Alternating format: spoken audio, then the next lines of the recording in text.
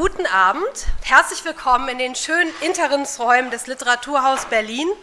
Welcome to the Literaturhaus Berlin on Tour. Ich glaube, ich bin heute die Einzige, die Deutsch sprechen wird, so bear with me, please, the rest will be in English. Ich bin Sonja Longolius und ich begrüße Sie und euch alle sehr herzlich, auch im Namen meiner Kollegin Jannika Gellinek. Wir spielen unser Liebe für die Stadt-Programm momentan in ganz Berlin, während unser Haus in der Fasanenstraße 23 renoviert wird.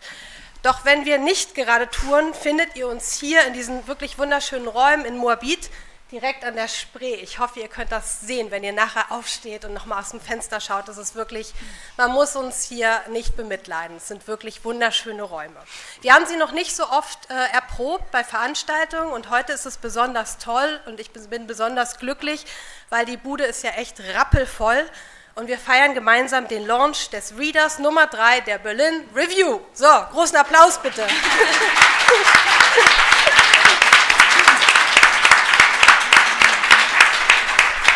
Congratulations zu dieser dritten Ausgabe der Zeitschrift für Bücher und Ideen, die seit Februar letzten Jahres das literarische Leben Berlins und natürlich darüber hinaus bereichert. Neben den MacherInnen der Zeitschrift sind heute Abend auch viele der AutorInnen der bisherigen 10 Ausgaben und 3 Reader mit im Publikum und ich freue mich wirklich, dass ihr alle hier seid und dass wir gemeinsam diese vielfältige Literaturstadt feiern werden. Der dritte Reader der Berlin-Review, den ihr heute Abend natürlich auch am Büchertisch erwerben könnt, so viel Werbung muss sein, versammelt beeindruckende politische und literarische Texte mit großer Dringlichkeit und qualitativer Schärfe. Und diese werden von den Fotografien von Anne Lass flankiert, vorne drauf, im Reader sind noch viele mehr, die unseren Blick auf soziale Räume und alltägliche Details dieser Stadt lenken. Und überhaupt spielt Berlin als Schaffensort ein wiederkehrendes Motiv dieser Zeitschrift, denn in Erstarrung sollte man vor den Berliner Mythenbildungen nicht fallen, wie die beiden Herausgeber Tobias Haberkorn und Samir Selami in ihrem Editorial schreiben und hinzufügen, und damit das nicht geschieht, gibt es diese Zeitschrift. Und ich möchte ergänzen, damit das nicht geschieht, also diese Erstarrung vor der Mythenbildung dieser wunderbaren oder auch schwierigen Stadt, braucht es großartige Schriftstellerinnen und Künstler unterschiedlicher Sprachen und Herkünfte und Identitäten, die ihren ganz individuellen Blick auf diese Stadt werfen, die vielleicht schon ihr Herz an sie verloren haben, die jedenfalls hier schreiben, längst Teil der Berliner Literatur geworden sind und diese mit erschaffen.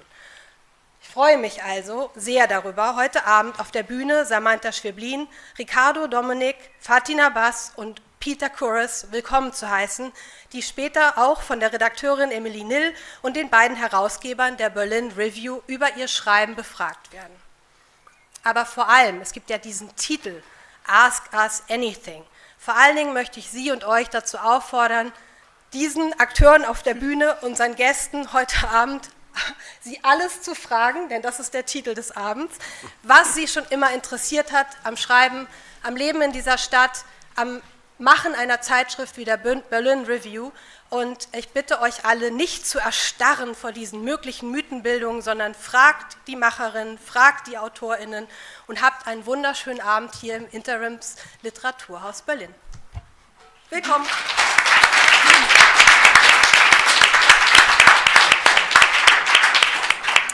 Hallo, hallo, das ist Anja. Hört ihr mich? Hallo, ich fange kurz auf Deutsch auch an. Ich bin Samir Selami, Editor von Berlin-Review, zusammen mit Tobias Haberkorn und einem ganz tollen Team an Collaborators und Contributing Editors and so on. Ihr könnt das alles auf der Webseite nachlesen und uns auch ansonsten danach fragen über alles, was sonst noch so im Hintergrund passiert. Ask us anything. Probably those of you who have worked in academia or have experience with that know this obnoxious moment when somebody in an academic conference says that they want to ask a question, but then they say, oh, but it's actually a commentary. And I know only one thing that is more obnoxious than that, which is people apologizing for the fact that they are telling you they are saying a commentary and not asking a question. So please feel free to ask questions, give us commentaries, develop theories, whatever comes to your mind at any point, or as when we invite you to do so. But if it's very urgent, then give us a sign. Genau. Also alle heute Abend, glaube ich, verstehen Deutsch gut genug, um zumindest Fragen entgegenzunehmen. Könnten vielleicht sogar auf Deutsch antworten, aber wir haben uns jetzt entschlossen, dass wir es doch auf Englisch halten. So I will start to introduce our two guests for the first panel. Samanta Schweblin and Ricardo Domeneck are not only central figures of the Berlin literary scene, they are also emblematic examples of the best part of that scene's internationalism. Rooted in the rich aesthetic traditions of literatures in Portuguese and Spanish, they are also eminently diasporic writers, writers who reflect the global condition without simply reproducing it. When I was reading or rereading their work in preparation for this evening, I found among the sheer pleasure of the text a very strong similarity and a fundamental difference in their works. For both of you, I felt the body is at the center. The body is where it's at, although I don't read you as notoriously visceral writers. Instead, the body comes to the center of your texts in quite discreet, offbeat ways, but it never feels artificial to me, and I quote from one poem of Ricardo's recent collection, Cabeça de galinha no chão de cimento, whatever brings two bodies together is natural. Ricardo has won two important prizes for this book. First, the prize of the National Library in Rio de Janeiro, and then the Premio Jabuti last year, right? Yes.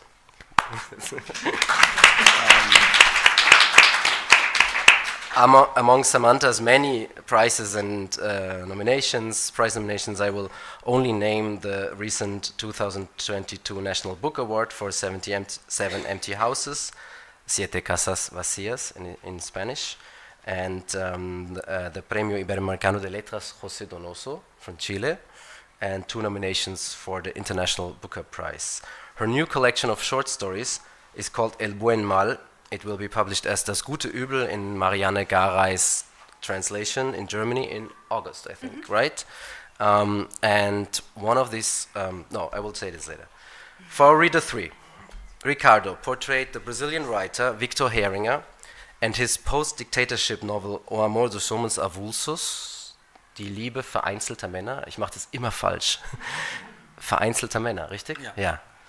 Who was born, Victor, the writer of this wonderful novel that you can read in the wonderful translation of Maria Humic, published by Merz Verlag.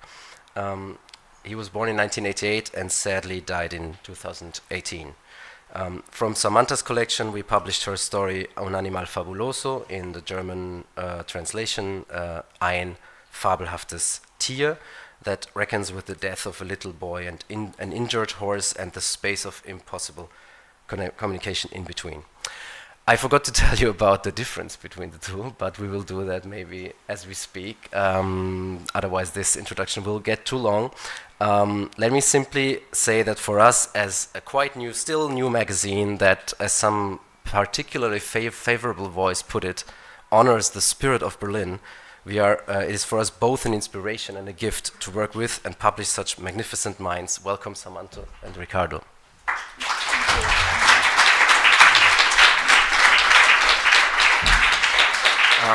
Samanta, I'm curious. So, was there at one point in your life or in your career, was there any moment where literary magazines played a significant role, a more significant role than in others, maybe? Yeah. Okay. Can you hear me well? Yes. Okay. So, hello everyone, and thank you, Samir, for the question and the introduction. What a pleasure to be here in this Berlin-Review. I think you are, for these days, a kind of rara avis, a printed magazine, international, with international authors. Yes, I think, well, in Argentina we had a very long tradition of magazines. They have been very important for us, and but So when I was 12, 13, there was a magazine in Argentina that was called El Péndulo. That was amazing because it was a very multidisciplinary magazine. So you had fiction, some crónicas, cartoons, illustrators would work there.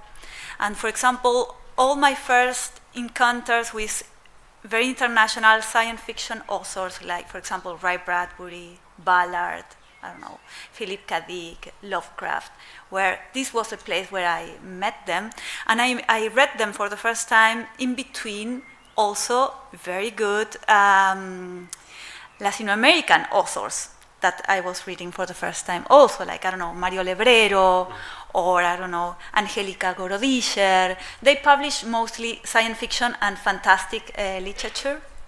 But also I think it was very important because in this magazine it was not only about the authors, but also about the readers. So readers would have small columns and give them opinions about a particular book or criticize something. And also I read for the first time literary interviews. When you as a boy, a girl, think for the first time, oh yes, there is a routine when you write something. Oh yeah, you have to work a lot with a piece of work to really make this work. All this machinery that is behind the very simple fact that you have a short story. I think I started to think about that process thanks to this magazine. And did you want to become more a reader or a writer? What was more pressing? I have both sides super present from the beginning, and the dance in between them, yes, and the impact that it has in this dance. For me, this magazine close here on the table is just, what is this? An object. When does literature happens? So someone has to came, the reader, and read a piece and go through the words of a writer. And it's in this movement that literature happens. It's something that happens in the present. So I was kind of playing both roles there, I think. But you didn't interview yourself. Not yet. Not yet. Not yet. Ricardo, what about you? I know that in your life, or especially in the moment, magazines play a role, literary magazines. But was there a similar, initial moment or something else? When I started, there were a few magazines already in activity in Brazil, and of course when you are an unpublished writer, there's always that illusion that when you need to get published because your life is going to change. You think that you're going to walk the streets shining a little bit more than the others. There's always that feeling, I really want to get published. And of course, it becomes this sort of race of which magazines are going to publish you and so on and so forth. But I think, for me personally, the great experience was actually starting a magazine with other poets my age. Because I always feel that, of course, you're always looking up to older writers and you look for a mentor or so and so on. But I always tell younger writers nowadays that I feel that really having a group of writers your age, of your generation, is extremely important. So starting the first magazine that I started in 2007 with 3 other Brazilian poets, Angélica Freitas, Marília Garcia, and Fabiano Callisto. It was called Modo de Usar e Companhia. It was really important to create somehow this community of writers and to start understanding what are the questions of my generation. Do we want to answer the questions from previous generations, or do we have different questions that we want to answer?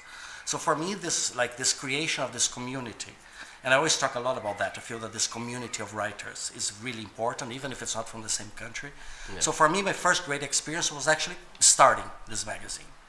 And also the idea of being a writer or reader. I always like to feel that writing is just the most intense form of reading in a way.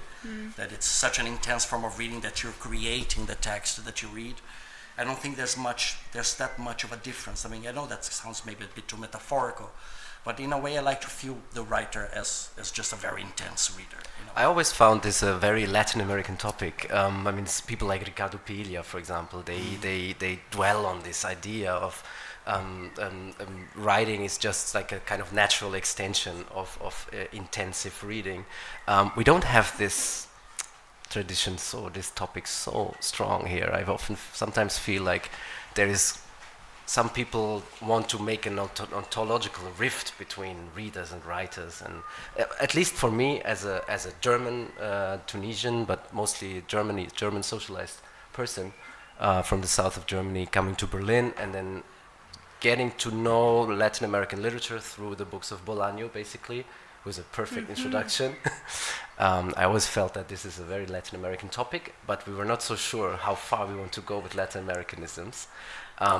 But, Samanta, I want to ask you something that in a preview, this is not our first conversation. We already talked a few years ago about your work and your literary career, if you want.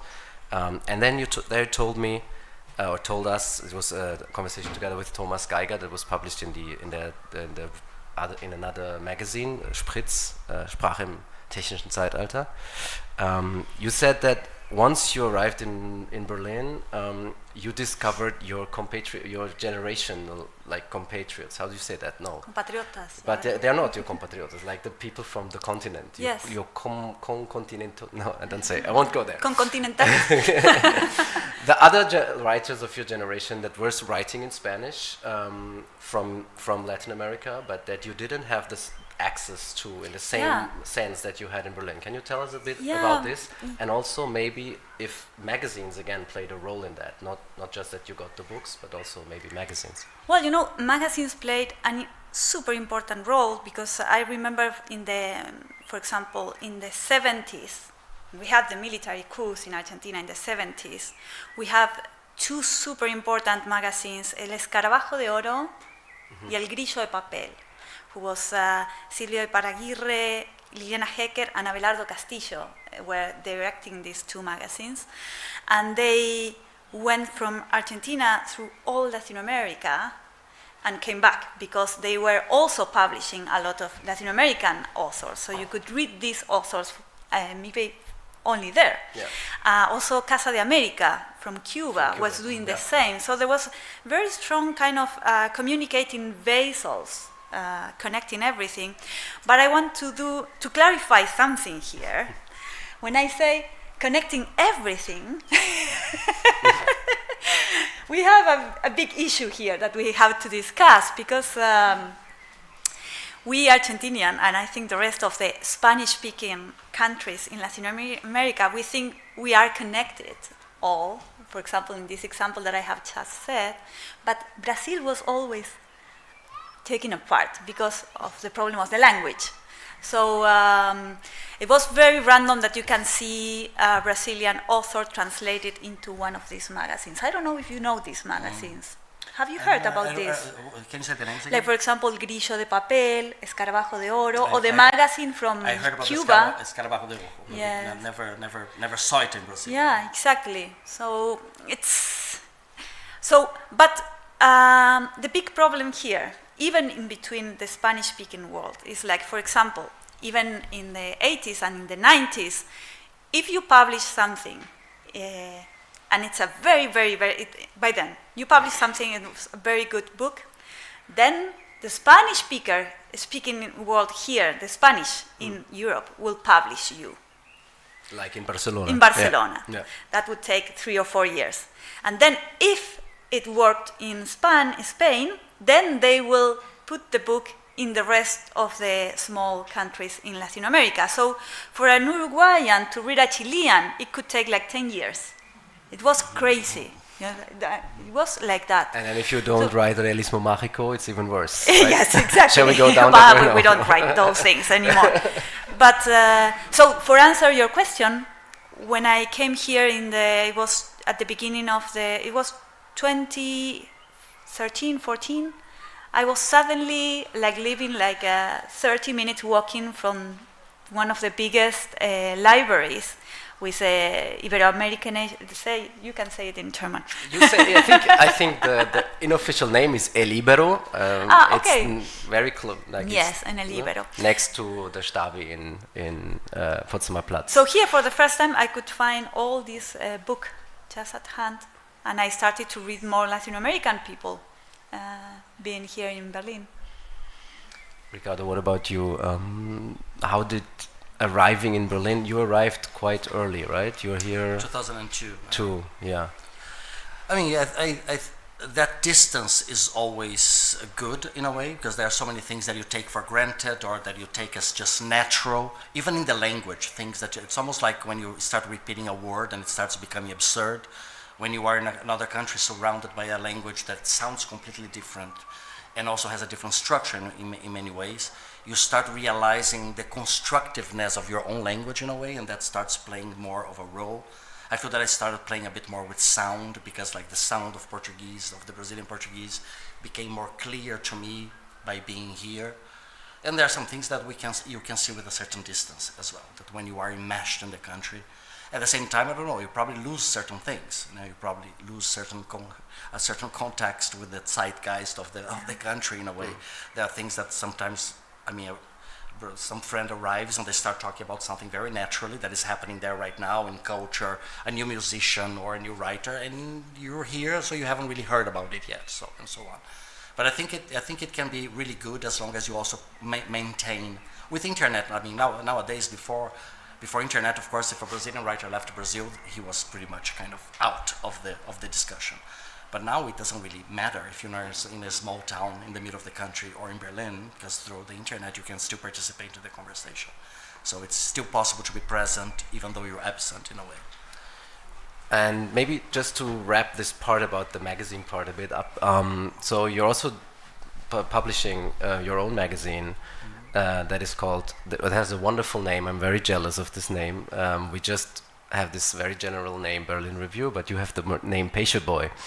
I was very happy to make contact with them in New Year's Eve very shortly, because Pêcheboy is what you in German would call a Seekuh.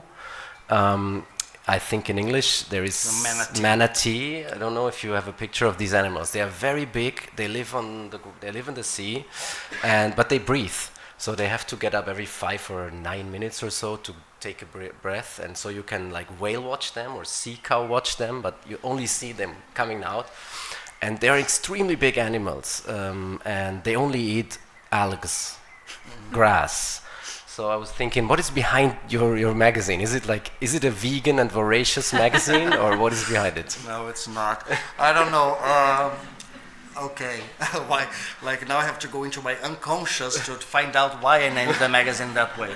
I mean, at the time I was really interested in this concept of zoopoetics. It's something that it's being discussed a lot in Brazil right now, which is like, how can you present the consciousness of another species in human language? And then like, you know, Kafka goes into it, and so on and so forth. All the writers that tried to present the consciousness of another species, and in a country like Brazil, where we have this very strange and schizophrenic even relationship with nature.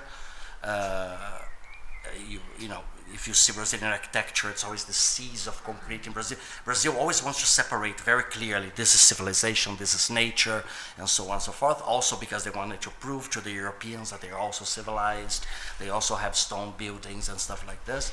And it's a very schizophrenic relationship, I think, that Brazilians have with nature, even though we are surrounded by it. I also feel that it's very different relationship that we have with nature also to here, because every time a German asks me to go take a stroll in nature, even though I've been here for a very long time, I still have that Brazilian programming comes into my mind. It's like, what do you mean? That's dangerous. Like, what do you, like, because here nature. I thought you would say there is no nature. Well, I mean, there is something that you call nature, so completely humanized. Every tree has been millimetrically chosen to be here and here and here and so on and so forth. But the big predators are gone. The worst that can happen to you is meet a wild boar that might, actually cause real damage. But still, it's different from, like, in Brazil, you have to be careful with the spiders, the snakes, and we still, depending on where you are, you still have big predators. So there's this feeling of nature as dangerous. And we're discussing, of course, because of the climate collapse and the Amazon, this has always been very present in Brazil. But I think there's a shift in how we're discussing it now. I think we're realizing that our relationship has always been a bit like of traumatized Europeans who have been put into this nature that was again dangerous. Because in Europe, the danger of nature you find in fairy tales. It's still there somehow in the fairy tales. And then these Europeans arrive in Brazil and suddenly nature is extremely dangerous again. And I was looking for an animal. I'm going to try to not talk too much. Sorry for the monologue. But I also feel that Brazilian writers, they love, there's an obsession with the jaguar. Like, there's always the jaguar because it's this dangerous animal. And everybody wants to be a jaguar. And I prefer the capybaras and the manatees. I think somebody has to be prey. We can't all be predators, you know?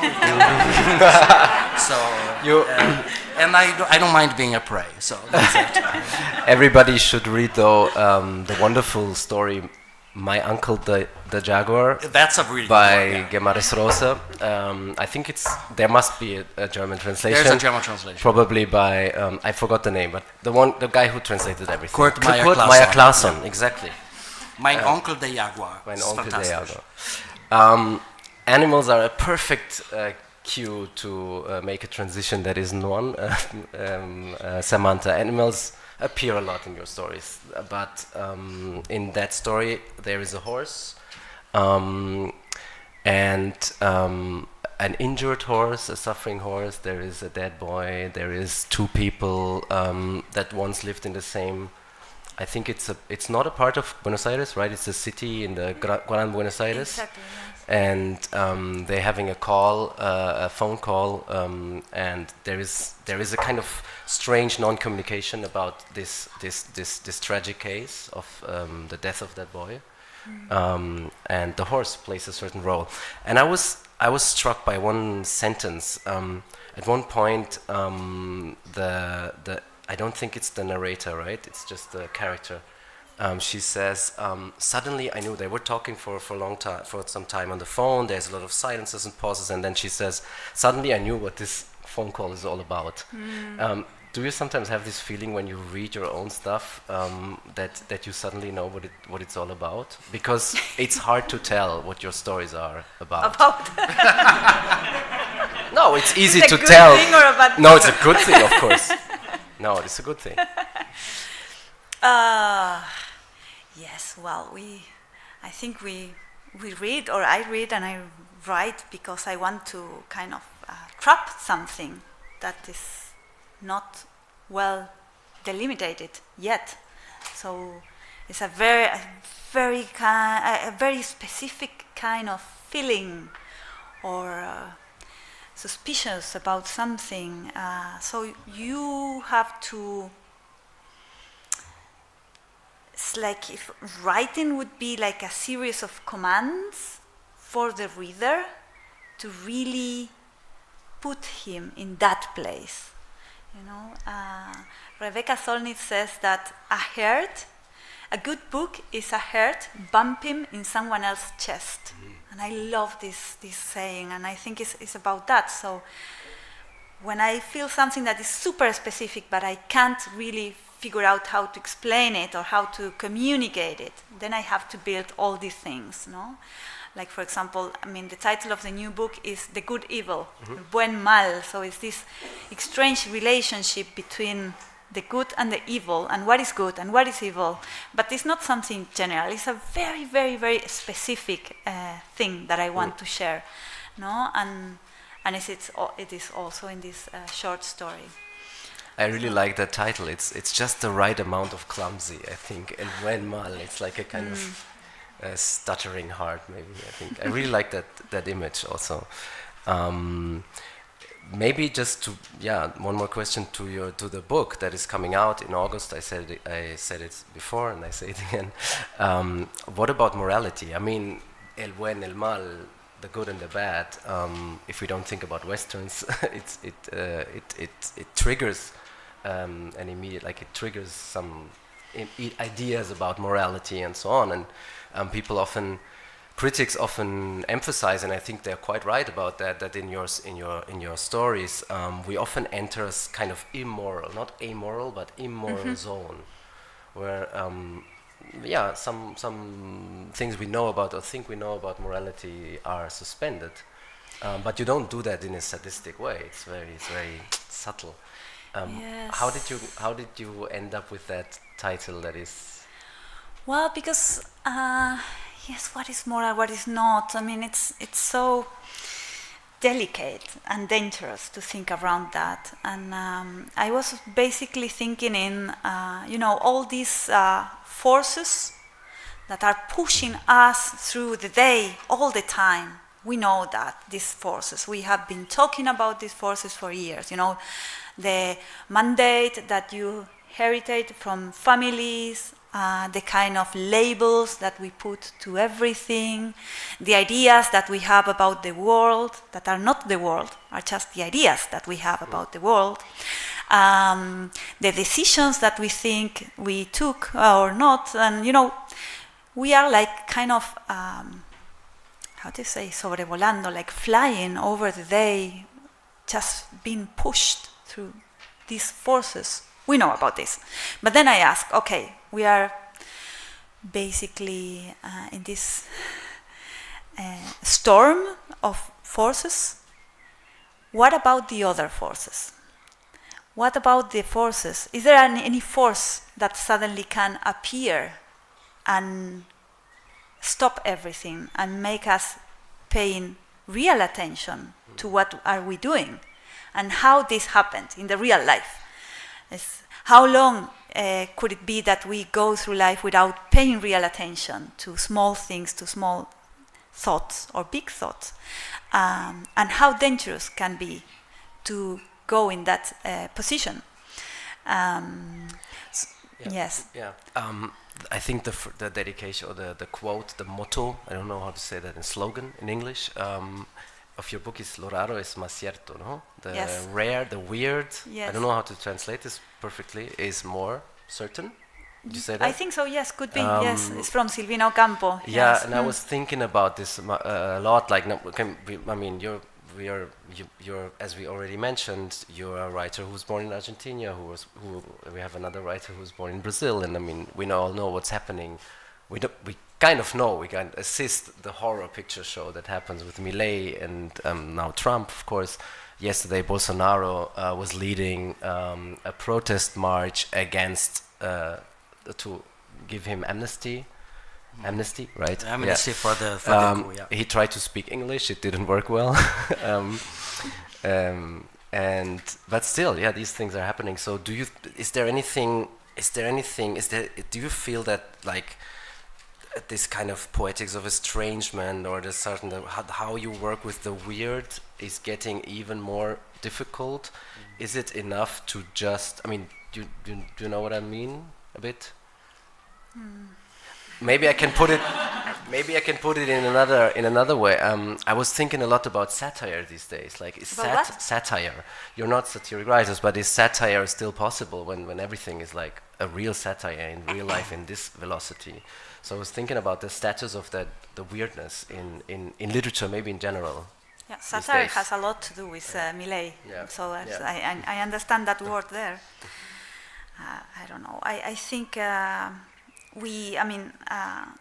to write is to do the exercise, the actual physical exercise of testing yourself against the things that could hurt you, So, and to came back to the real life with very vital information about that. So I think we are also doing that, kind of trying to think how much damage these things could provoke in our everyday life, trying to deal with that. And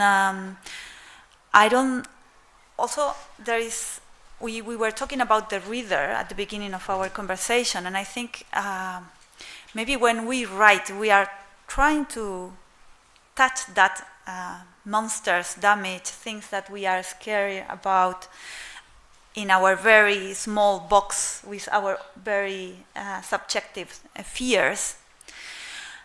And we write something, but then the reader came and read these stories in its own context, and something new happened. And it's very amazing when that happens. So, for example, in my book, I heard and I read people talking about the last short story as the first Mileísta story in Argentina. And of course, when I wrote that story, I was not thinking about Milei at all. But it's the story about... Thank God. Huh? Thank God you were not. I mean, it's a story about someone who is having a good life and everything is well organized, and suddenly someone entered in her house and basically destroyed everything with his own ideas of what is good, what is bad, what is moral, and what is not. And a lot of people under these days context in Argentina are doing that reading in this story. So, yes, that's how fiction works. Yeah. Ricardo, do you have any ideas about this, the relation between the weird and the political? I think there's a lot of stuff that when you look at politics in Brazil right now or in Argentina, that there's something that could seem satirical, but I can't look at it as, I'm looking at it as horror. And I think it's a different genre for me. I'm trying to approach the whole thing now like from the concept of hauntology. I think that that like Mark Fisher wrote a lot about that in his book Ghosts of My Life, but he takes it from Derrida, the idea of like hauntology, that like, you know, the things from a past that is dead but continues to haunt the present. And I think in a way what we are seeing in Brazil has a lot to do with the ghosts of the dictatorship, and then we're back again to Edinger's novel, which is so much about these ghosts from the dictatorship, which we thought were dead. We thought that this is the past, this context is closed, but it's not. And just as much as we're seeing here in Europe, that we thought that the ghosts of the Second World War were also these are all dead now. This context is gone, but there's a haunting. There are ghosts that continue to haunt the political present. And I mean, I always liked that image from horror movies of the house that is haunted because it was built on top of an Indian cemetery, which is an image of colonial guilt, I think. It's no wonder that it comes out of American movies, but I think any country in the Americas is, I mean, this is a very apt image for any country in the Americas. It's a house that is haunted because it was built on top of an Indian cemetery. And then when you talk about Brazil, there's not just the indigenous, but you also then all the dead of like 300 years of slavery, and then the dead from the dictatorship. And Brazil has this tendency of like, no, we look forward, we're looking to the future, we don't have to look to the past. There's always this obsession of like, no, like this is a chapter, this is closed, but somehow we are accumulating these ghosts that at some point have to explode in violence. And of course, I mean, there's so many things which are ridiculous about Milei and about Bolsonaro.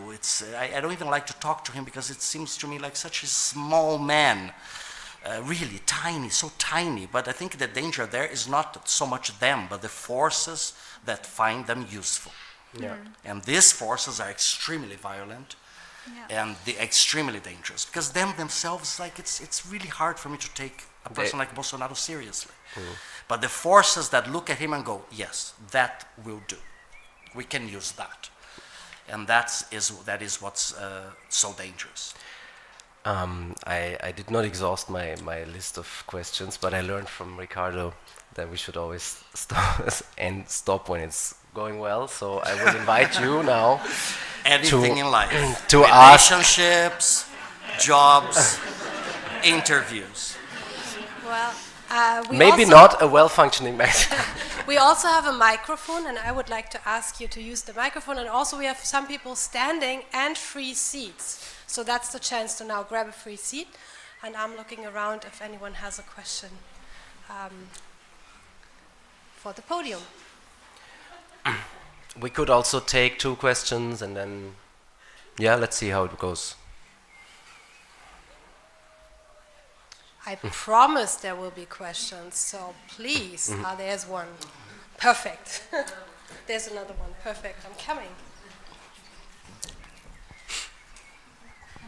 Thank you.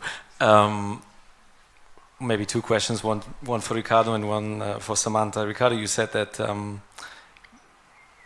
making your own magazine was a question of like forming a social group. wondering if you want to ask the questions of your generation or of the preceding generation, etc. So it's a social endeavor to found a magazine, which is something obviously we can relate to very much. So we brought you on in Berlin Review, had you write, both of you, for this new Berlin-based magazine. So my question would be, how do you sense the connection between, well, for you personally, to some Berlin or German literary scene, and then generally, how do you perceive the, I don't know, cohabitation between international world literature in this city and the local scene? And then to Samanta, I mean, all these questions obviously are also for you, but more specifically because you are one of the few writers that we've published that have written fiction stories. We usually do essays and book reviews. So how big a temptation is it for you to go into the non-fiction genre, or are you completely fixated on fiction, and then if so, why? Should I go? No, you can. I for a long time I really enjoyed being not being seen as competition by German writers for the grants and for the prizes and all for that, because you can then move a bit more freely. Because also having groups that can also be very contentious in your own country, because there are the different poetics and the different styles, and who's getting this and who's getting that, and so on and so forth, and that sometimes can be very tiring. I always enjoyed being in Berlin, because you're a writer from that community, but at the same time you can't forget that, like literature, it's different from the visual arts, where there's this, maybe it's an illusion that images can travel more freely between countries, that images are more free from historical context. Maybe this is an illusion. I think maybe they are not so completely free as we think, but literature it's made with languages which are official languages from a country or not, and so on and so forth. So there's always also this separation. I think now there's much more an international community, much more than when I arrived. It was 2002, I felt that there was very little. You could count on the fingers and so on. Also, I don't know if Germans are visiting more readings from foreign writers. I had the feeling that for a long time I was like, where are the Germans? Like, you would give a reading, there would be like more foreign writers giving a reading, and I felt that there were not enough German poets there, for example. I felt that they were not visiting, the scenes were not visiting each other so much. I feel that this changed a little bit. It's still a little segregated, I feel like. There's still the international writers, international poets are on one side, the German poets on the other. I think there should be a little bit more of this mixture, but it got better. I think it got better. I don't know if I answered your question, but yeah. You did. Yeah, so first the question about the Berlin scene here. I mean, I live in a bubble. I don't really feel part of the literary scene in the city, and this doesn't have anything to do with Berlin. I was behaving the same when I was living in Buenos Aires. It's like my way of writing and work, and I really need to live in a very small world to be able to write. And about the question of non-fiction, I'm not tempting at all. I don't know. It's like in fact, I have an incredibly amazing family story that I was fighting for years to write. But maybe it's because I don't have the talent for that. I mean, for me, fiction is such a biggest place to think and test myself and to. I don't know, when you ask the question, one very particular moment from the past came to my mind. It happened the same to you at the very, very, very beginning of the COVID. But I'm talking about like the first 2 months. Around all my contacts and my friends here in Berlin and also in Argentina, everybody stopped consuming fiction and were reading the news and chronicas and essays. There was like a desperation to information, and fiction was completely suspended. It was even the fiction in cinemas. I mean, well, we were not going to cinema, but I don't know, Netflix or whatever didn't work because the moment you turn on the TV and see, trying to forget about what was going on, and see a picture where there were 20 people gathering together, you said this is not real life. So not even the fiction of the visual fiction work. But as fast as we started to normalize this, month 3, 4, 5, fiction started to came back, and it became even more and more stronger, I would say, at least for me and the people that are that surrounded me. So I don't know. It's what I mean with that is that I think there are two very different things: fiction and non-fiction. I mean, for me, the question of why don't you write non-fiction would be the same question like why don't you write poems? I mean, I'm not a poet. I mean, it's like I write stories. Sometimes it takes 10 pages to tell a story, then I have a short story collection, and sometimes I need 200 more pages, then I have a novel. But I don't even know how to really decide that extension. It's something that is like the effect of what the story needs to be told. So, if I may just add, I think there was one notable exception to the fiction in COVID. People were reading classics. yes. Or at least pretending to do so. I think that has to do something with the illusion that but I we think gained they some were time. reading classics because there was a huge crisis with the more contemporary fiction. Yes. Like, you know, like you there was the fiction that we have closest stopped talking about the present because there was a crack. Yeah. COVID was also the time when this idea for doing this magazine started. Mm-hmm. You see. Question in the back here is fine? Okay. Of course. Hi guys, thanks for the amazing event. I want to come back to, I think, the first point that Samir said about the fact that you are both diasporic writers. So I want to ask you, how do you think the fact of being part of a diaspora impact your writing after coming to Berlin? Samanta, you said that your world seems small here, you need these to write. Is this something about, I don't think it's a Berlin thing, you said also in Buenos Aires was that, but I was wondering, sometimes the fact that you're very far away from your country makes you feel paradoxically even more belonging to the country. So I wanted to hear more about it from you. Thanks. I have to be honest, I never use that word, diasporic, to refer to myself or to my writing.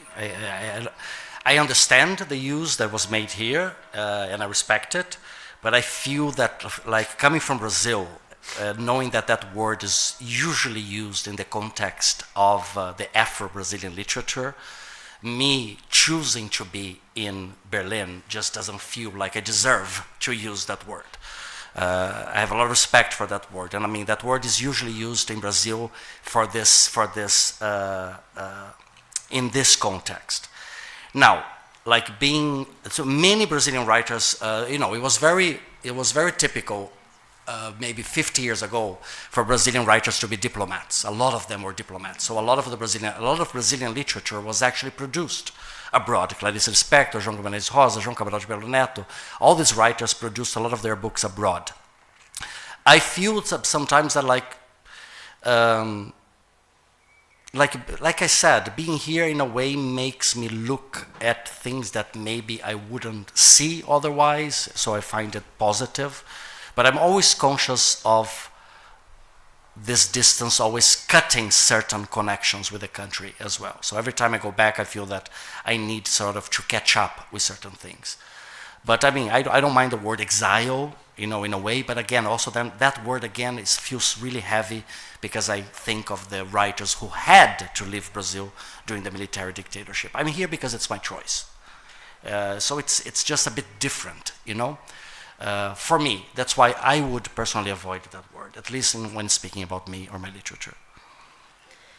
Yeah, I agree with what you said, but also when you said I'm here because it's my choice, I thought, was it really our choice?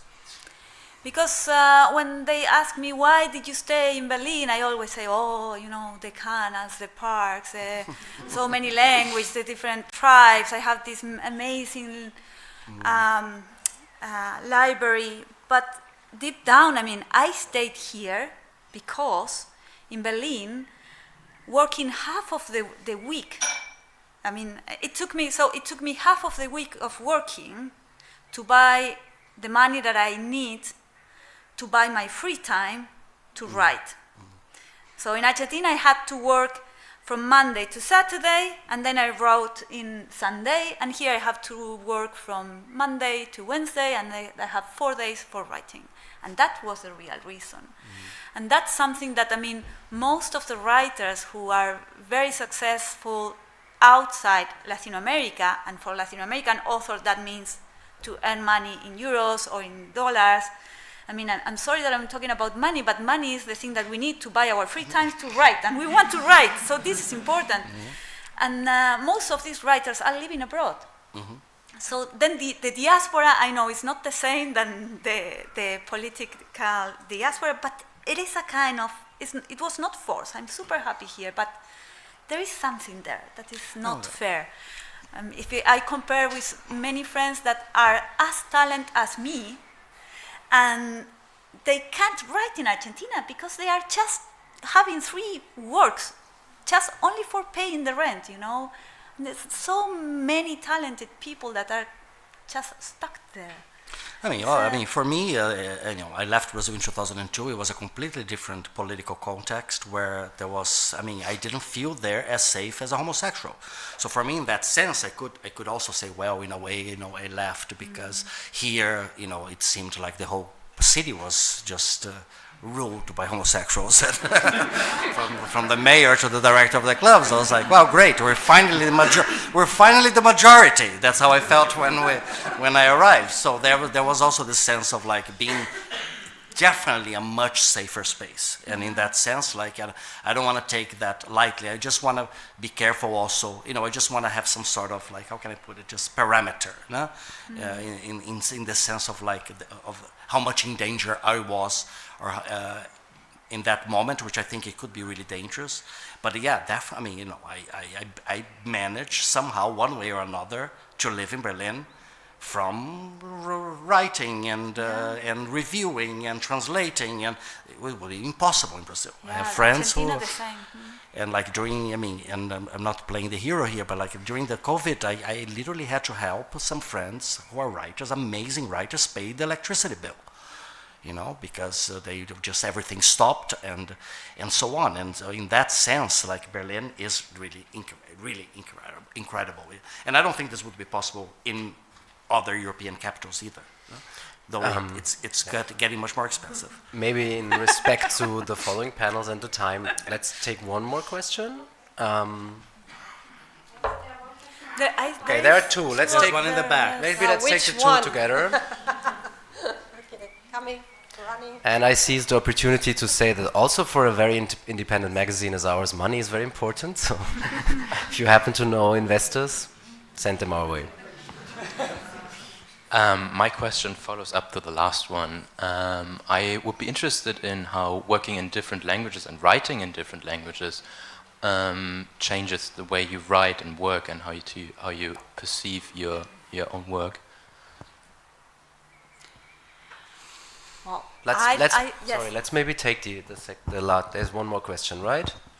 And then put them together. Okay. Yeah. Hi, I also have a similar question. I met a Swedish poet a few months ago, and he was living in Paris for a long time and moved back to Sweden, and I asked him why, and he said he was losing his prepositions. And I was also thinking, do you have any similar experience? What are you losing in Portuguese or Spanish? My commas went crazy around 2007. 2007, 2008, my commas really went crazy because the comma in German is it's just different from the comma in Portuguese. So I can give you that. My commas really, I really have to watch. Thank God my commas are wild. Thank God you're a poet. I mean, who needs commas anyway? I use punctuation in my poetry. You want to answer this? Well, I'm still writing in Spanish. I can't write in English. I can't do German, so I'm still working on my realm. But answering also the previous question, and also the previous question, I think is connected with the three of them. So I'm living mostly in a Spanish-speaking bubble, and this Spanish-speaking bubble is not only from Spain, because most of the Argentinian, there's a big group of Argentinians who go to Spain when they want to come to Europe. And in Spain, they start to speak like Spanish people. But here, I'm surrounded by all the different kind of Spanish that we have around the world. You know, the Spanish people, and the Chilean, and the Mexican, and the Cuban, and the Venezuelan. So it's strange because they have amazing words to name things that I can't name with my own language. So I take these words. Why not? They are amazing. But then my Spanish is not so, so porteño, as we say to the people who write around in the city of Buenos Aires, as it used to be. And I still consider myself an Argentinian writer. I'm here in Berlin, but the moment I put my fingers in the keyboard, I'm back in Argentina and I write about Argentina. But then the Argentinians read me and then they are like, what is this word,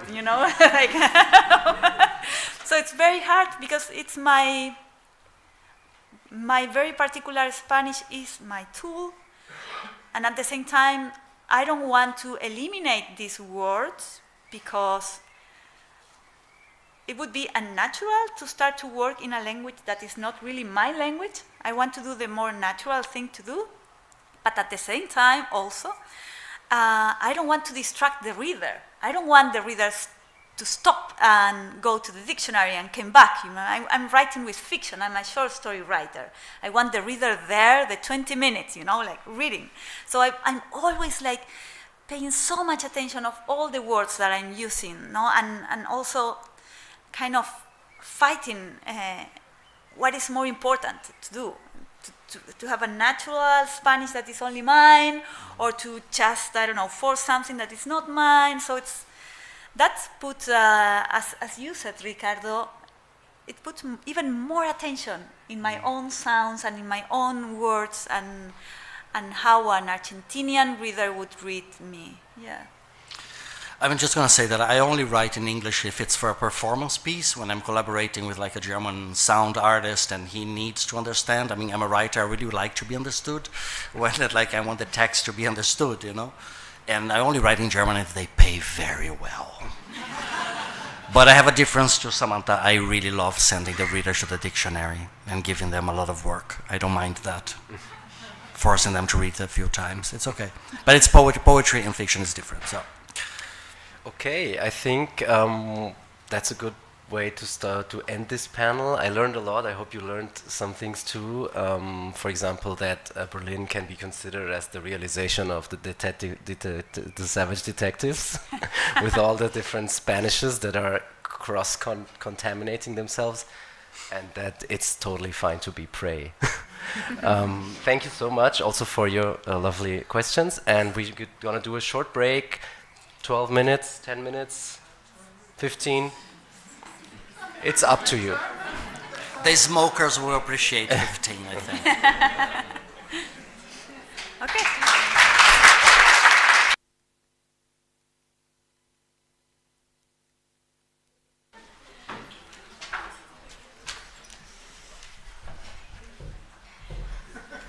So, hello again. I'm Tobias, also an editor of Berlin-Review.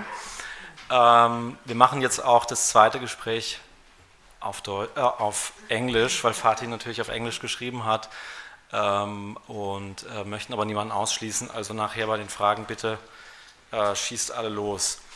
So Fatin wrote an amazing essay, which is the first essay in this magazine, which you can also buy outside. And it's about, so the text you wrote for us is about, well, in a way, the story of your home country, Sudan, and also elements of your family history.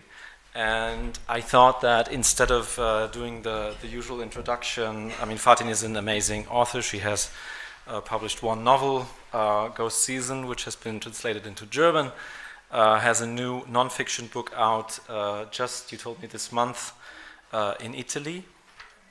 For some reason, but we want to focus on the story you wrote for us, Blood Veins, and I thought that in lieu of an introduction, in your case, it would be good to have you read the beginning of the story, and then we see the questions from there.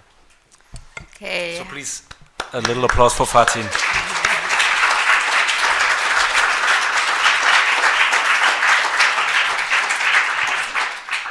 Hi everybody, thank you for having me tonight. So yeah, I'm just reading the first couple of paragraphs from this essay, and then yeah, maybe we'll open up the discussion from there.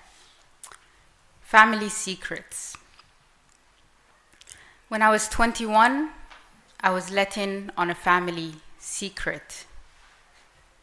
My maternal great-grandmother had been enslaved. My great-grandfather had been a slave merchant. My mother revealed these details to me in the car one afternoon as we were parked outside of my grandfather's house in Khartoum. It was the mid-2000s. Even though we were alone, I remember that her voice dropped as she spoke. What she was sharing was taboo. I had never heard this family history before. But that day, my mother told me the story as it had come down to her. My great-grandmother had been abducted either in southern Sudan or the borderlands of southern Sudan sometime in the 1910s.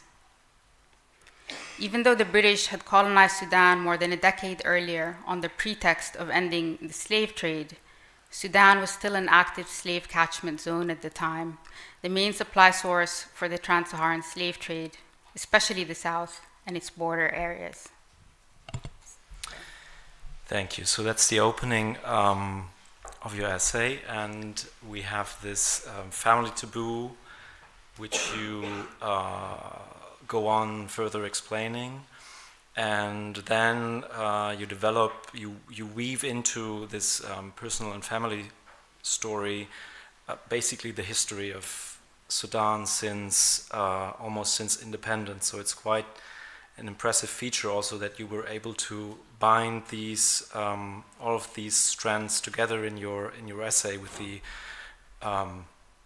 pretty complicated situation that Sudan is in.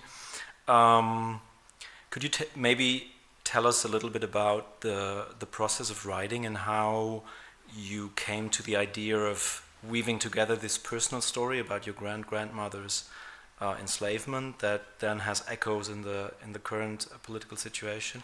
How did this come to you? Like, was it a natural thing for you to sort of like weave the objective history of the country together with the family history, or was that a difficult process? I mean, we've been talking about the idea of this essay for, I believe, last summer we met and first discussed it, and it took you some time, which is normal given the subject matter. So yeah, please tell us about this process. Yeah, I mean, I think it actually happened pretty naturally somehow, because I was following, obviously there's been this war in Sudan for 2 years now, and it's a really horrific war that's essentially a sort of extension of the wars that have come before, the wars in South Sudan, the civil war between the north and the south, and then the war in Darfur, and now there's this kind of all-consuming war that's taken over the whole country.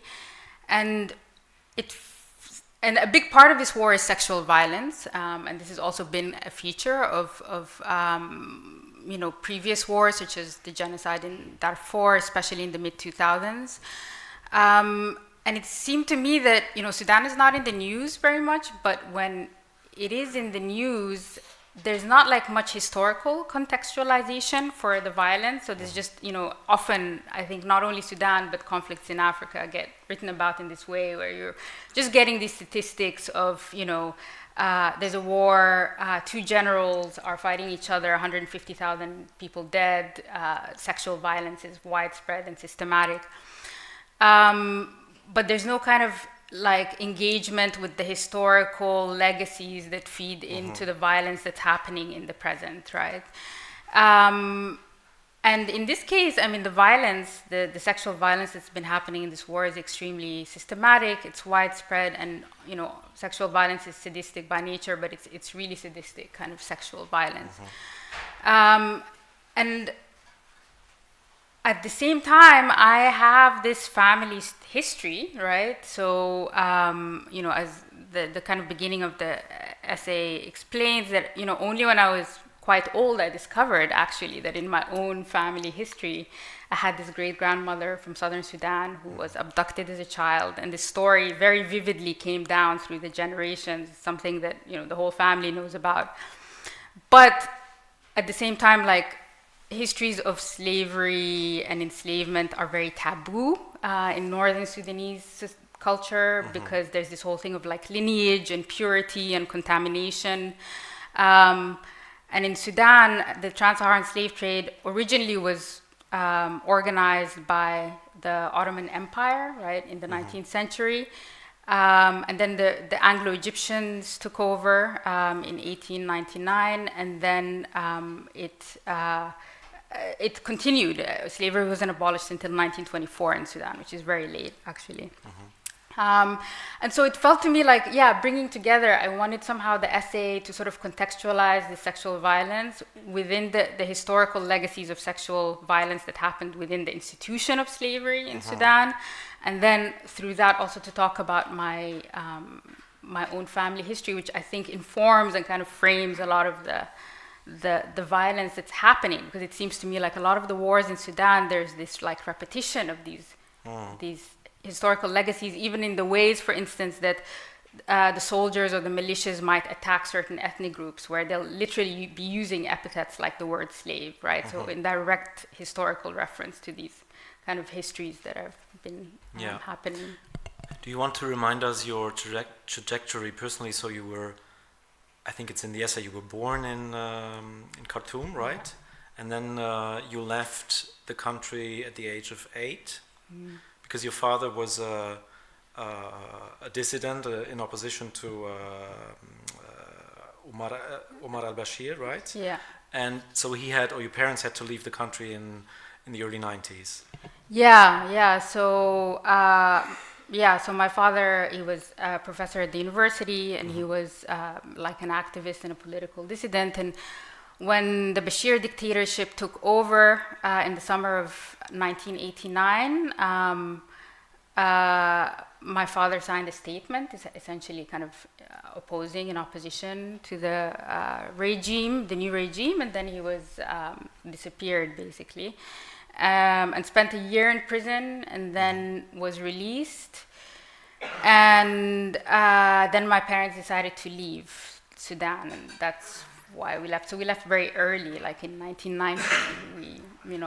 We were already like out of Sudan at that point.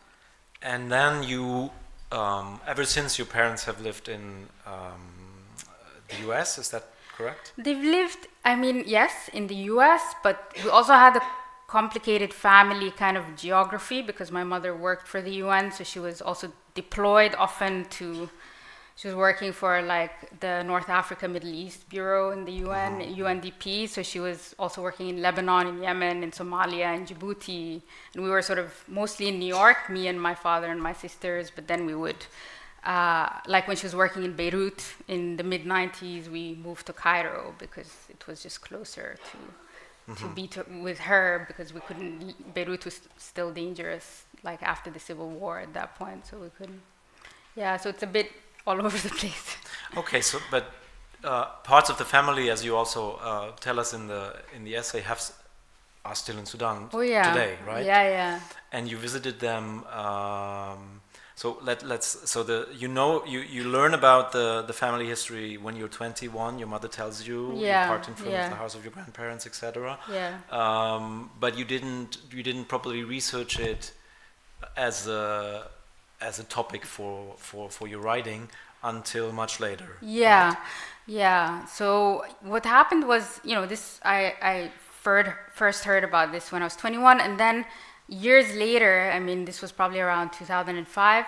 Years later, in 2017, I just got a writing fellowship from the Miles Moreland Foundation, and I was like, let me dig into this family history more, and then I traveled back to Sudan and interviewed, members of the family, like, my mother's siblings, some cousins of my mother, to try and find out more about that story. So that's sort of where, like a lot of the research happened, and this was in about 2017, so quite a while now. Yeah. And 2017 was a period in which the country was relatively quiet, or it was not at least not the all-out war that's been raging since April 23, right? Yeah, I think, the story of Sudan is that there's always been conflict at the margins, right? So the center has always been, Khartoum has always been a bit of a bubble and central Sudan, right? Where there's some sense of like stability there, there's no violence happening. But then, of course, you're experiencing or seeing the violence because so many refugees are coming from the margins, from Darfur, from South Kordofan, the places where there are continual sort of conflicts happening.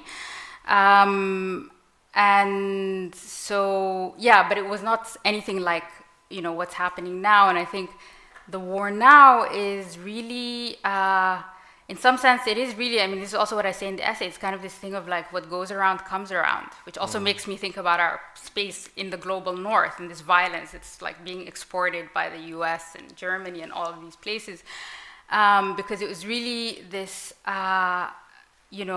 like sense of like false security in the center, while this immense violence, including sexual violence, so this is not, as I said, a new thing, was happening at the margins, and then now you have this like almost this boomerang effect where like even the center is sort of collapsing, right? And the violence is sort of completely encompassing the entire country. And in that extremely violent situation, which is also, I imagine, personally dangerous for your larger family there, right? Yeah. Because the fighting, they live in Khartoum, in the capital. They live in Khartoum, Khartoum and Omdurman, which is one of the 3 main cities in Khartoum state. But even Khartoum has been assaulted by the rapid support forces, the militia that was once created by al-Bashir to pacify or fight different groups in Darfur, right? Yeah. That's the story of the piece, which is probably a bit too complicated now to lay it out here. But basically, there was the leader of this militia, and who was partnering up with an army general in 2019 to stage a coup and to topple al-Bashir. Yeah, in 2019 was the revolution that deposed Bashir. So after 30 years of dictatorship, there was this amazing revolution that happened, and Bashir, was deposed. And part of the beautiful karma of that moment, for instance, for my family, was that Bashir for a while was detained in the same prison that my father had been detained in, and that a lot of like political prisoners had been detained in. And then the coup happened in October 2021, when the militia leader and this other general, the head of the army, essentially kind of derailed the revolution and took over. And and so that's kind of. And this took the fighting then for the first time in a very long time as you write it in the piece, to the center. So Yes, even Khartoum, which was not touched by the civil war before, or at least not that much, is now a war zone. A war zone. Yeah, totally. I mean, actually, the first violence of this recent war happened in Khartoum, and very quickly, I mean, my own family, including my father, actually, who moved back to Sudan to live, like within the first 2 weeks, they had to leave, everybody. And the main emphasis was actually also on getting kind of women and elderly people out of the country, because they were the ones who were most at risk. So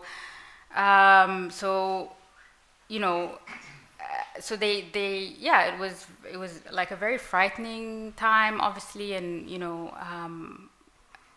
and now essentially the whole family, my father's family, especially most of whom were still in Sudan, including my father, are in Cairo, in Egypt, and kind of. Oh, so everybody fled. Everybody fled. A few people stayed. A few of the kind of like men in the family kind of stayed, partly also to safeguard property, because what's also happening in this war is it's like this massive looting, right, that's happening, where literally you have militias. I mean, the nature of the warfare in Sudan is that it's really like these militias who come in, invade a neighborhood or a city, a house, and like it's a very kind of intimate sort of violence, and they just take over. And so there's a few people from the family left, but essentially all the women, girls, the very elder, like my father, they left the country. Yeah. There's a lot of, whenever Sudan is mentioned, let's say in Western media, my impression is that it is mentioned in order to say that it's not mentioned enough. Yeah.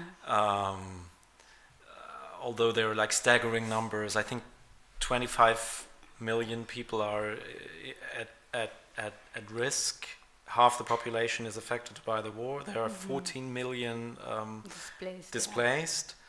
And there was already a genocide in 2003 and following, which I think killed 300,000 people in Darfur, and now the same patterns seem to be, or many observers think, are repeating. So, and that gets, as you also say in the piece, along the situation in Ukraine and in Gaza, it gets a lot less attention than these war zones. However, as I read up for the piece, it seems also to be the case that very few journalists are in Sudan because of the very dangerous nature of the zone. So not only is the world not interested in Sudan, or not that much interested in Sudan, but there's also a problem of reporting from Sudan. Yeah. Which gets us to the question, like, how do you actually get information? Yeah. And which is also something I wanted to ask you about the writing process, because part of the research that you lay out in the essay is also from fetched from social media. I don't know, I imagine you have family conversations, or what are your contexts, what are your channels of information into knowing what's going on, actually? Yeah, it's definitely, like, I'm not, as you said, I mean, Sudan it's not really very much in the news. And so a lot of the way, like, I'm getting information through family, I'm getting information through activists and like people on the ground who are sharing things on social media. So this is actually for me the primary way of following what's happening on the ground on a kind of immediate level, and also getting a sense, because as I said, the war is it's a war where it's kind of, it's a huge, obviously, territory, first of all, and like the internet is not there in the way that it is, right, in perhaps other parts of the world. And also this as I mentioned, like this very intimate nature of the violence, it means that you're kind of like face to face essentially with these attackers, whether it's militias or soldiers. And so it's very hard to actually record. So people do ask, they're like, why are there not images coming out of Sudan in the way that they're coming out of Gaza, for instance? And I think it has to do with the fact that it's like a very different sort of warfare. Access to technology and phones and so on is very limited. So you really have to rely on essentially activists who are connected to the sort of groups that are working on the ground. So there are all of these, for instance, emergency response rooms that have like sprung up. I mean, this went back to the revolution, but in this war they've been very important in like meeting people's needs, right, in terms of food or community kitchens and things like that. And people who are on the ground and trying to keep track of like what's happening, but it's very hard to know exactly. And especially with the sexual violence, I think there's like a lot of information. There's information that is out there, but then there's also a lot, as I mentioned, because it's also like such a taboo thing, that it's also, in some sense, like what we know is sort of the tip of the iceberg in some way. Yeah. I want to open up to the floor in a second. Just one last thing I wanted to bring into the conversation is that, so part of the story you wrote for us, I mean, it's non-fiction. It's not. It's I don't know. What shall we call it? Like a reportage or an essay, but it's in that sense not a story. But part of it turns around. So you have the scene in the beginning where your mother reveals the family secret to you, and then there's a different element you find out in the family archives, so to speak, which is a poem of your grandfather, who writes about the history of his own mother, the enslaved woman who had been brought by your grandfather from the southern part of Sudan to Khartoum, and then been one of his wives. And so you have this dispute with your mother around how this poem should best be translated, because it's written in Arabic, and you say that your own Arabic is not in the freshest shape.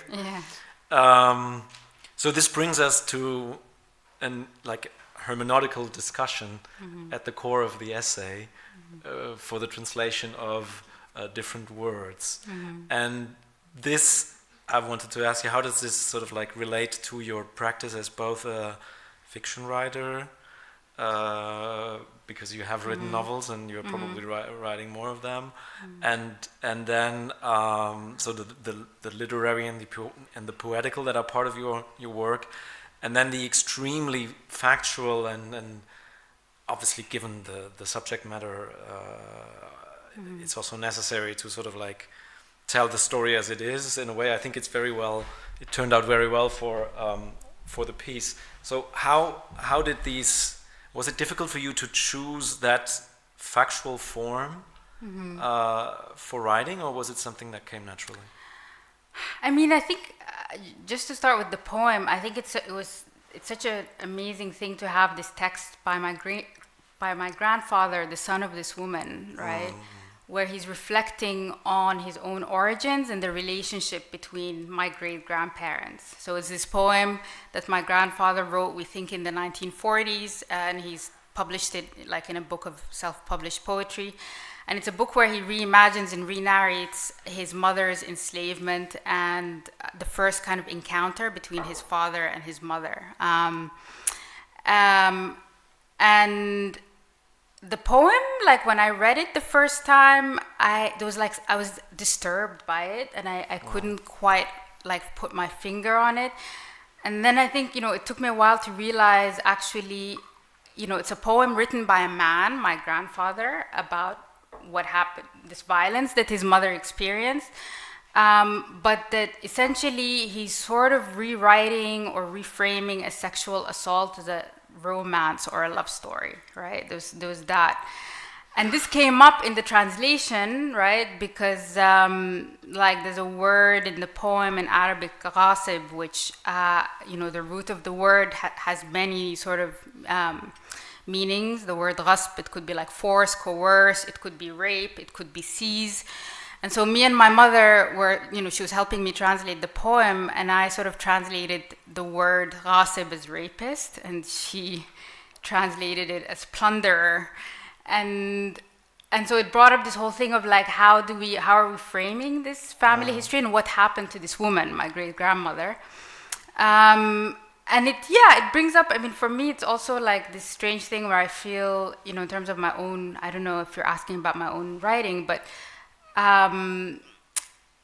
the way that, I feel like I am sort of in between these languages. Like Arabic is also always like somehow, even though it's my mother tongue, but it's now my second language, right? So it's the language that I learned first, and was my first language, but now I'm much more fluent in English than I am in Arabic.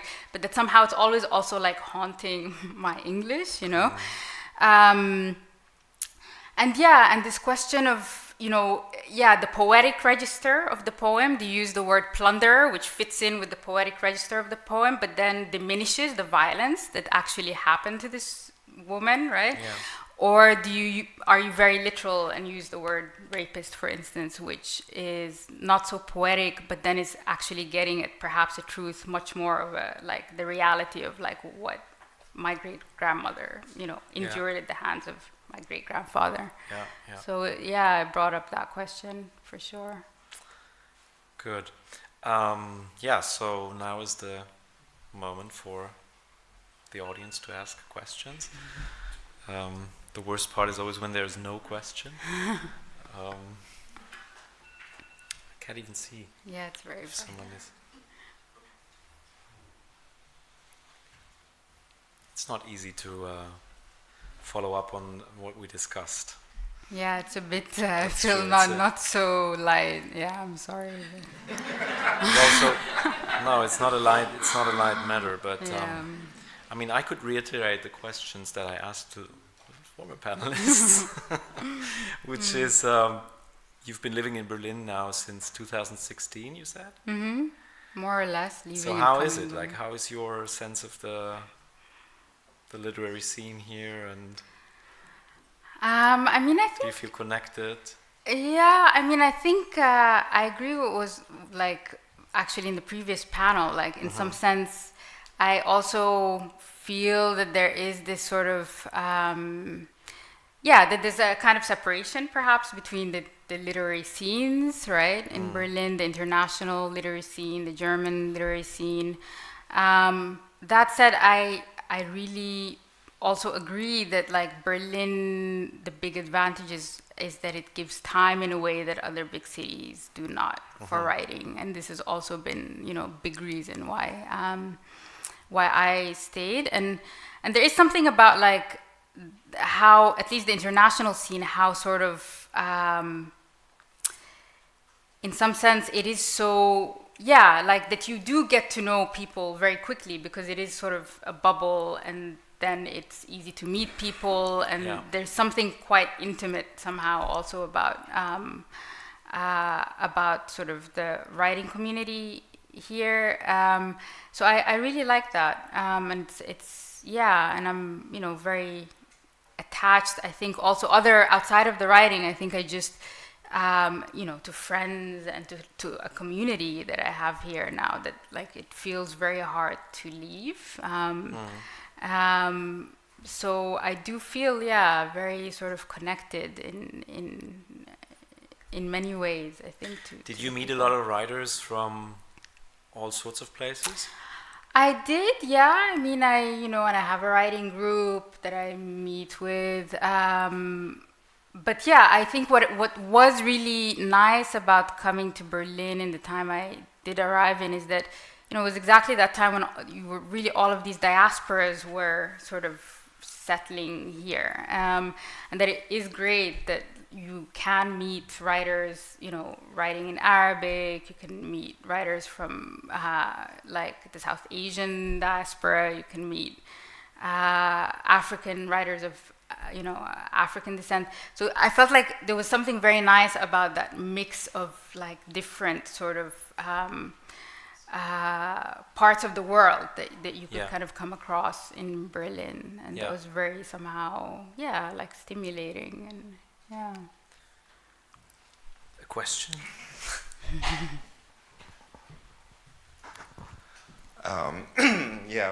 Fatin, thank you. I felt very privileged when we met in Künstlerdorf Schöppingen last year. So I already know you a bit. So, and your writing, I wanted to know, as we both live in Berlin now, does living in Berlin somehow contribute to your resilience? Because when we talk about the essays you're writing, and it's super violent, and also this very sharp words that you use to describe your identity as a black woman from Sudan living in the US now, or working in the US now and living in Berlin. Does Berlin somehow give you some space to work on your resilience as a writer as well? Yes, but Berlin is, as we know, Berlin is also, at least Germany, what's happening in Germany now. As somebody, international writer with roots in Sudan, and somebody who is thinking about the global South as a whole, not just Sudan in isolation from, for instance, Israel-Palestine, but the two together, that I'm just I've been very disturbed at what's happening in Germany, and particularly when it comes to the repression around sort of Palestine solidarity.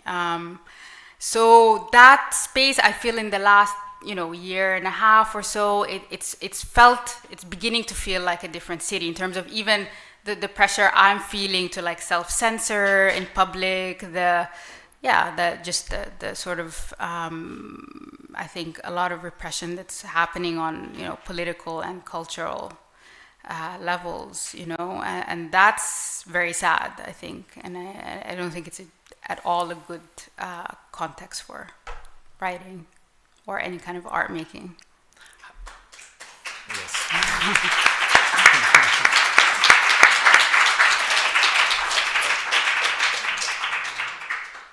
No, I was gonna say something, but I want to keep the floor open for more comments or questions, please.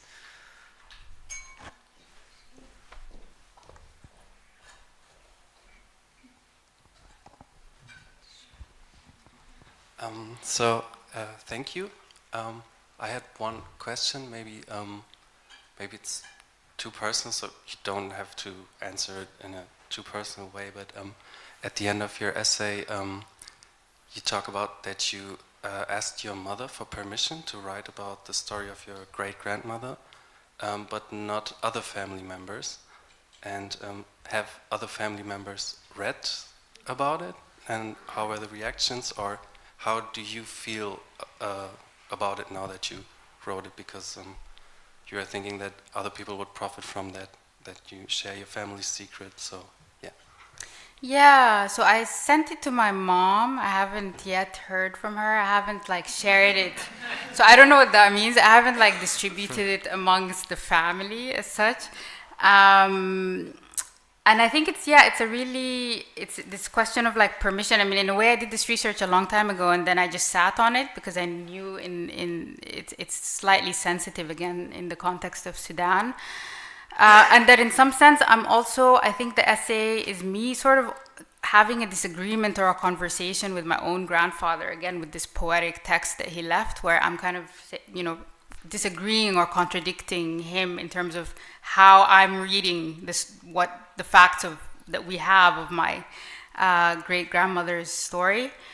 But I do think it's important, part of the reason I am writing it and I am sharing it publicly is because I think even within Northern Sudanese society, there's a lot of silence around these topics, right? And, it came up when I was speaking to family, and it's definitely there, right, in terms of the way people speak about this history.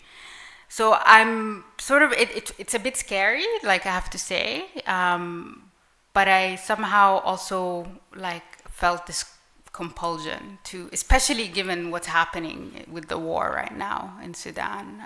It felt very important.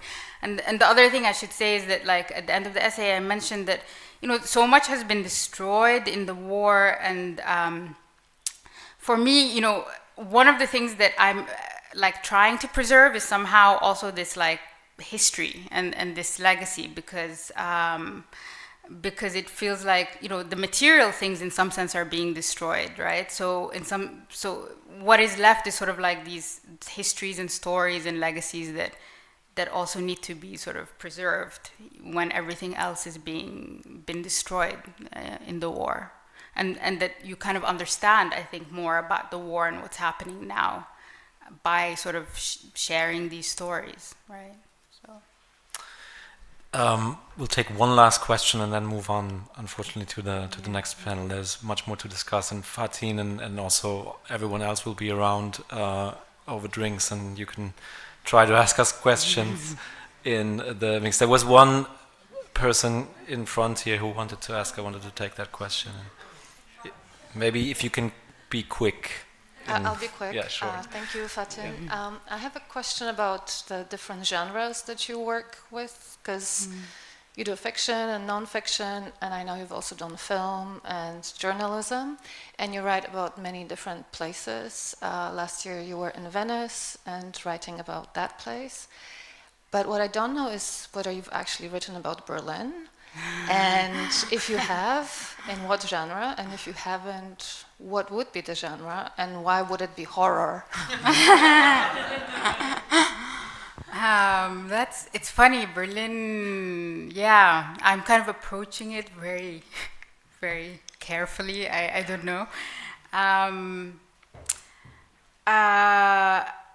Yeah, so I feel like Berlin, I'm still somehow like processing and you know, not quite there in terms of, I mean, I'm working on some things, but I'm still somehow like gestating some ideas.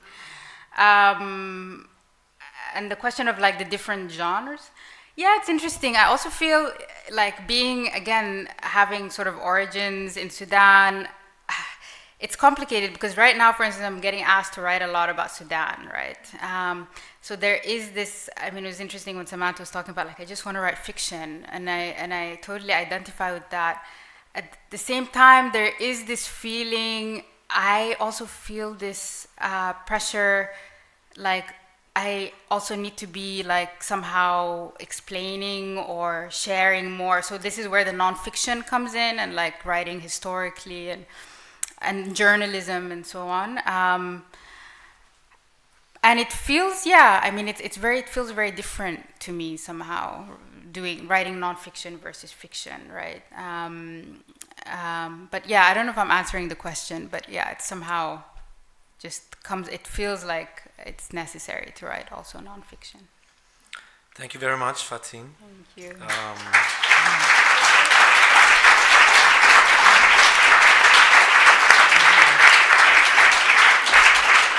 Yeah. Thanks for sharing the family secret with us and for your fantastic text. There's no break. We will move on to the next panel right away. So please welcome Emily Nil from our team and Peter Kuras.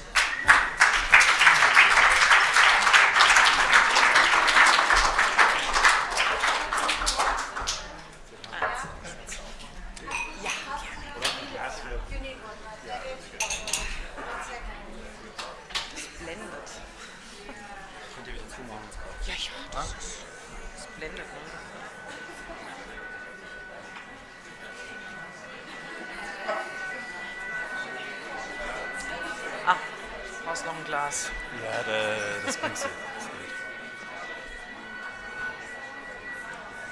We get on stage and the sirens start. We get on stage and the sirens start. It's not an auspicious beginning, right? No, it's okay. No, it's okay. It's perfect. I mean, if the fire department's coming, then I'm okay. Thank you.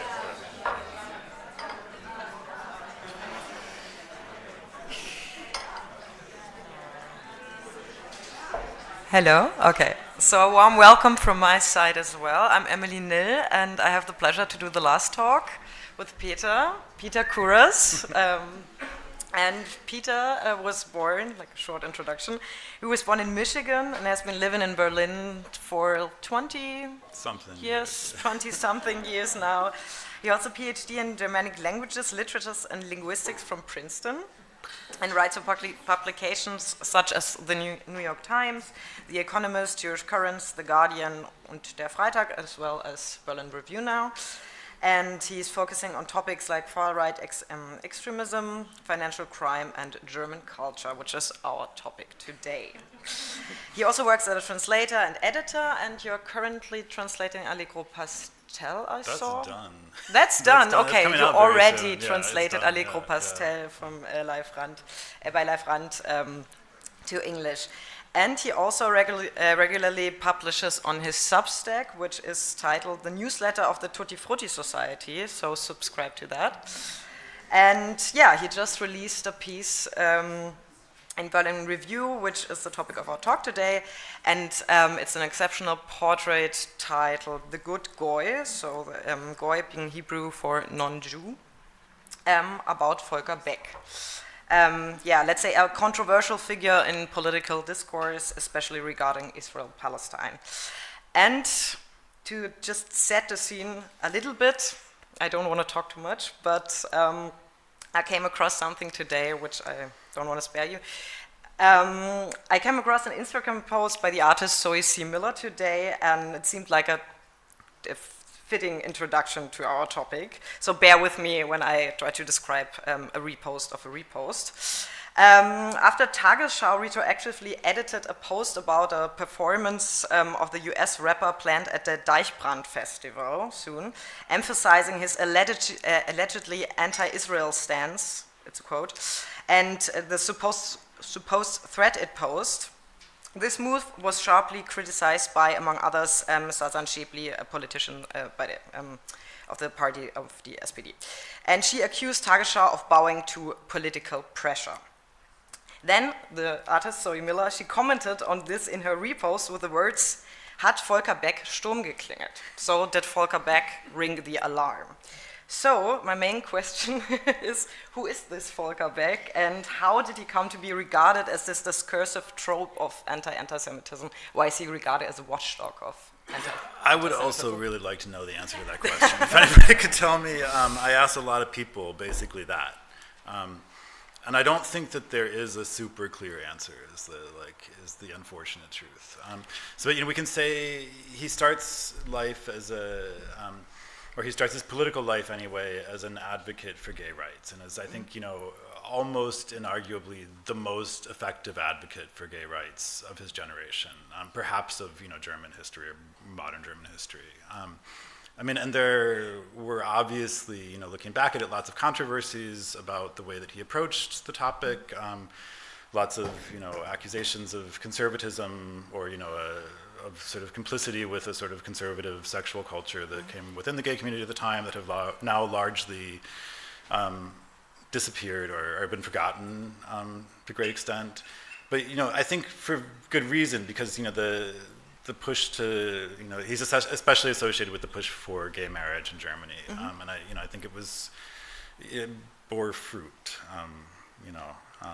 And he's part of the Green Party, right? Yeah, he's part of the Green Party. He's one of the, sort of seminal figures of the Green Party, I think. So it's, in some ways, and I don't want to go too far into this territory because I don't know the history of the Green Party that well, but in some ways I think it's a history of the Green Party, or like the history of his career, reflects a much broader set of problems or set of quandaries that we now see with sort of, specifically with green politics in Germany, but also somehow more broadly with the sort of left liberal consensus about how political life should function.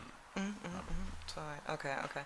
And when do you sense that there's a shift from doing like Green Party political work and LGBTQ activism to this kind of obsession with the topic of Israel-Palestine? So that's also, again, there are a lot of fuzzy lines talking about Beck, for sure, but, I think that the moment when things change, for sure, is 2016, when he loses his seat in the Bundestag, following a scandal where he was caught with, or he was arrested with what is presumed to be crystal meth, or as, we should be careful with the language there.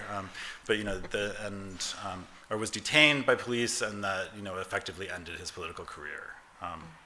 In a very strange, like for an American, for somebody used to the American political culture, where you're like, what color underwear was he wearing? I want to know, And in Germany, it's like, he had this drug on him. It was probably performance enhancing for his work. Okay. Okay, then there's.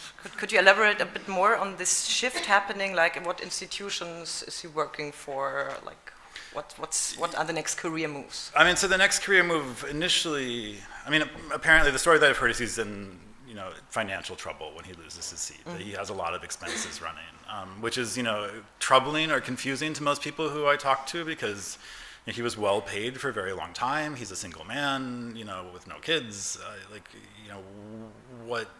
Why does he need all this money? That's a little bit unclear to begin with. But that's the story that I was told anyway by several people, is that he's, needs the money badly. So he wanted to go get a job in Tel Aviv at the Heinrich Böll Stiftung, which is apparently a very well-paid job. And that, was apparently his dream job, which didn't work out. Due presumably to issues that he had within the Green Party. There was he was a very effective politician for a very long time, but he clearly burned a lot of bridges in the process of getting where he was, and had a lot of enemies within the party, I think. So looking for a new tribe in a way. Yeah, I mean, I think I don't know about tribe is an interesting word. let's stay away from tribe as a word. Let's say I think he was looking for a new cause more. I mean, I don't think that he was. I think he's he likes to have a cause, is my impression. He likes to have a fight. He likes to know, what he's doing, which I can sympathize with this, because I can talk to all you because I know that I'm supposed to do it, but if I'm just talking to you over a drink afterwards, I'm going to get real sweaty and nervous. I understand this feeling, I have to go to war, otherwise I'm going to crawl back under the rock. But I think that was more. In part by losing the seat in the Bundestag, but also, what you see happen as the fight for gay marriage, gains steam here, and as it becomes clear that there's sort of not, you can't really take a revolutionary stance as a sort of centrist politician for gay rights, right? At some point, right? It becomes much harder to sort of be the agitator from the outside while enjoying all the fruits of the Bundestag and German political power. And so I think that Israel, my impression was that Israel was the place where he could do that. There's this question of anti-Semitism allowed him still to be the radical agitator from outside who wears a nice suit. So he put all his fruits in this basket in a way. Yeah. So coming back to social media quickly, he's kind of infamous for his edgelord tweets. And I imagine you you dived into that rabbit hole. Maybe you can. There were so many times. Yeah, when there was a period where I would open my Twitter and I would think shit, I'm on Beck's profile again, and it wasn't that. It was just he was my entire Twitter. Maybe for context, for the people who don't know his ex. X. I really dislike saying that. I don't want to say it. Please forgive me. I'm going to call it Twitter. Twitter X. I'm an old man. I think I should be allowed. Twitter. So he was a very early adopter of Twitter. He was always very, very active on Twitter. He got into real spats with Pegida people, and there was I found at some point there was a We Hate Full Quebec campaign from the 2016 or 2015 or which is far right extremists. Then it's a very and he was really agitating very very loudly in ways that early days of Twitter I would have thought I'm on his side, and then it takes this twist at some point, right, and it becomes then clear that the logic of the medium is dictating much of what he thinks, I think. Yes, I think absolutely, it's the edgelord. I mean, I was thinking about this, the term gets applied to him a lot, but it's not right because he doesn't have this, the mode of power that he likes, I think, is too bureaucratic. So I think it's actually the edge bureaucrat. That's the mode. That fits perfectly. Yeah. But could you give us an example of what this means? I mean, I don't know. I feel like there's a lot of like just like pornographically terrible shit that he puts on Twitter, which like you've probably all seen or like, you know, found yourself. But like the one thing that I found like really interesting that I didn't end up writing about is this like the question of the octopus and whether or not the octopus is anti-Semitic, which came up. Yes. And he is like very systematically. So it was an image of Greta Thunberg. Yeah, right? he very systematically defends her because he says, you know, like when people bring it up who are in his circle, who are presumably his allies, you know, who are, you know, also saying like everything under the planet is anti-Semitic somehow, under the planet, under the sun, whatever. Like everything's anti-Semitic somehow. But then, you know, he consistently links to like an Autism Foundation report that says, you know, no, this is a symbol of the autistic movement. And I think there's something, you know, like very interesting to me in the fact that like because it's a recognized symbol from elsewhere, like because there's another context in which you can place it, like he then drops the idea that it could be anti-Semitic. I mean, it could be like you can be autistic and anti-Semitic. Like it seems like he should have come up with that idea, right? Like it seems like these things are not mutually exclusive, right? But or like I don't know, you can also just like octopuses, man. Like they're cool and they taste good. I don't know. Yeah. So according to your project, alongside this. Yeah, obsession with social media. Also this addiction, right? Or like compulsion, something. Sitting on his desk, just typing into his phone. You are talking about this other aspect defining his persona, or at least how you got the impression of it. And it seems to be his tendency to pursue matters through legal action. So maybe you can talk a bit about that and what's behind this approach. Yeah, it's a fascinating thing. I mean, and first of all, I should say he seems to enjoy an enormous amount of respect within the legal profession. You know, people seem to take his opinions very, very seriously. I can't tell, like, I wasn't sure whether it's an intellectual respect or respect for the amount of power that he wields, though I think it's both. You know, I don't think they're separate, and then maybe that's part of that particular discursive framework. You know, the power and intellectual ability are more closely linked in the law than elsewhere, maybe. But, you know, so he's, you know, he thinks, I think, consistently in legal terms. He thinks consistently, and I think the limits of the law are the limits of what is right for him. And, you know, if the law is not encompassing what's right, then it needs to be remade. You know, maybe. But yeah, it's also something that he then, you know, he really, like, he sues, or he, you know, it's like, so you have to be very careful. It's like, the thing his most common move is you call it Anzeige erstatten in German, and it's like a very hard thing to even understand. When the first time I remember reading about it, like years ago, people Anzeige erstatten, like what is this? You know, it's like so somebody like he files criminal complaints with the police basically or with prosecutors against people, and he does this, you know, seemingly on a pretty much daily basis. You know, there's a tweet where he has like a stack of letters that he's sending out to different prosecutors, complaining about. You know, oftentimes about things that he perceives to be anti-Semitic, but also about any number of other things that he considers to have violated some kind of moral or social or criminal convention code. It's like a whole private apparatus of administration. Yeah, it's absolutely right. And I mean, in many cases, he's, you know, trying to form or influence public policy in ways that, you know, I don't know, maybe we should all be like filing complaints with the police much more frequently. Like that's, you know, part of my conclusion is like maybe that's the problem, that we all just need to be constantly writing our prosecutors like, what are you doing about this? What are you doing about this?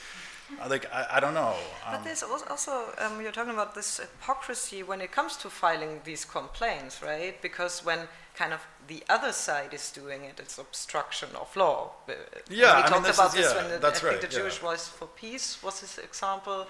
When they were filing a complaint against him, then it's he was very like this is prosecutors. And I think I can't remember if he actually called that anti-Semitic, but I think there was like an implication that like this is what you get when you pursue when you try to fight anti-Semitism. They're gonna take you to court for it. But what I wanted to get to is what I found so interesting about your text. You have this, it's a very short but so profound analysis of this understanding of right or justice, which is implied in this behavior. And you tie it back to the psychiatric notion of the madness of being right.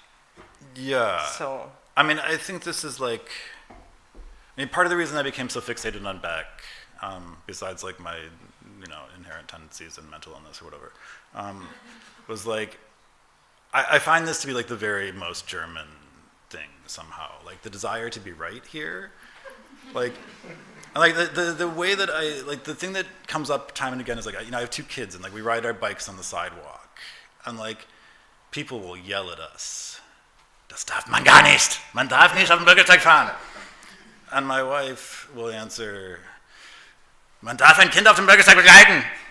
I'm like, I just don't care, man. I'm just going to keep riding. Unless you are the police, I don't give a shit, Like, why would I care? Why would I want to have this argument with you? People here want to have this argument with you all the time. It's a really, like, I don't know. It's like, that's the, yeah. That's, okay, but he's so like the most, maybe... it's the most intense version of that. Yeah. So it's a very explicitly German about this biography. I mean, I at least read it that way. I don't know. I mean, I don't, want to say it's true. It's just, super interesting. And okay, maybe now let's dive a bit into your research process. I mentioned the mental illness, right? You mentioned the mental illness, yes. Yeah, I mean, like real obsessive. I spent a lot of time like reading about Volker Beck. Like that was a big part of the research. But I should, okay, besides like, the more important thing is that, this kind of research like doesn't happen because one person does it, This kind of research happens like, first of all, because it was commissioned by Tobias and the rest of the team of the Berlin-Review, who were like a really amazing support, but also because a lot of people, including a lot of people who were not in the piece, talked to me and like, were very clear that they felt scared about doing this. Were very clear that like they felt that there was a real risk that they ran in talking to me. And a lot of people pulled out of the piece, including some at the last minute. A lot of people decided that they didn't want to be quoted. And I feel like that's, it's awkward, right? Yeah. I don't know, it's really awkward. How long did you work on it? How many people did you interview, actually? I have no idea how many people I talked to, especially because there was like there's always a line between like, there were people I didn't interview because I sent them 25 emails being like, hey, will you talk to me? And they were like, no, because I can't because of this. And I was like, well, what about that thing that you won't talk to me about? Can you tell me more about that, please? So yeah, but I think Tobias, like October, and then I basically worked on it till January, and then we had like a little break for editing and shit. And, So how would you like shortly sum up your impression of these let's say backroom politics? So it's anxiety, but also a lot of critique towards him, right? Yeah, I mean, I think there's a lot of. Okay, so wait, do you mean like the backroom politics of like in the Bundestag and like the cigars and the we're gonna trade the province? How deep you got into that. I would like to have gotten more deep into that, but it seems pretty close there. So I think that there's a huge chilling effect. I think there's a really, really profound chilling effect. We've heard some people testify to it tonight already, but I think it's surprising how wide-ranging it is. Like one thing that I would say, predictably, a lot of the people who pulled out or who didn't want to talk to me were people who are marginalized. People of color, women especially, had a lot of anxiety about losing, essential support for their lives. But then strangely, it was sort of like people who are the most vulnerable, and then people who you would think were really, really well insulated, because they're fucking heads of institutions with giant staffs, and they're like, nope, I'm not going to do that and get the funding for my whole team cut, and this whole, I'm just not going to talk to you about that, and run the risk of costing my coworkers their jobs. Okay. Which is fair enough, but.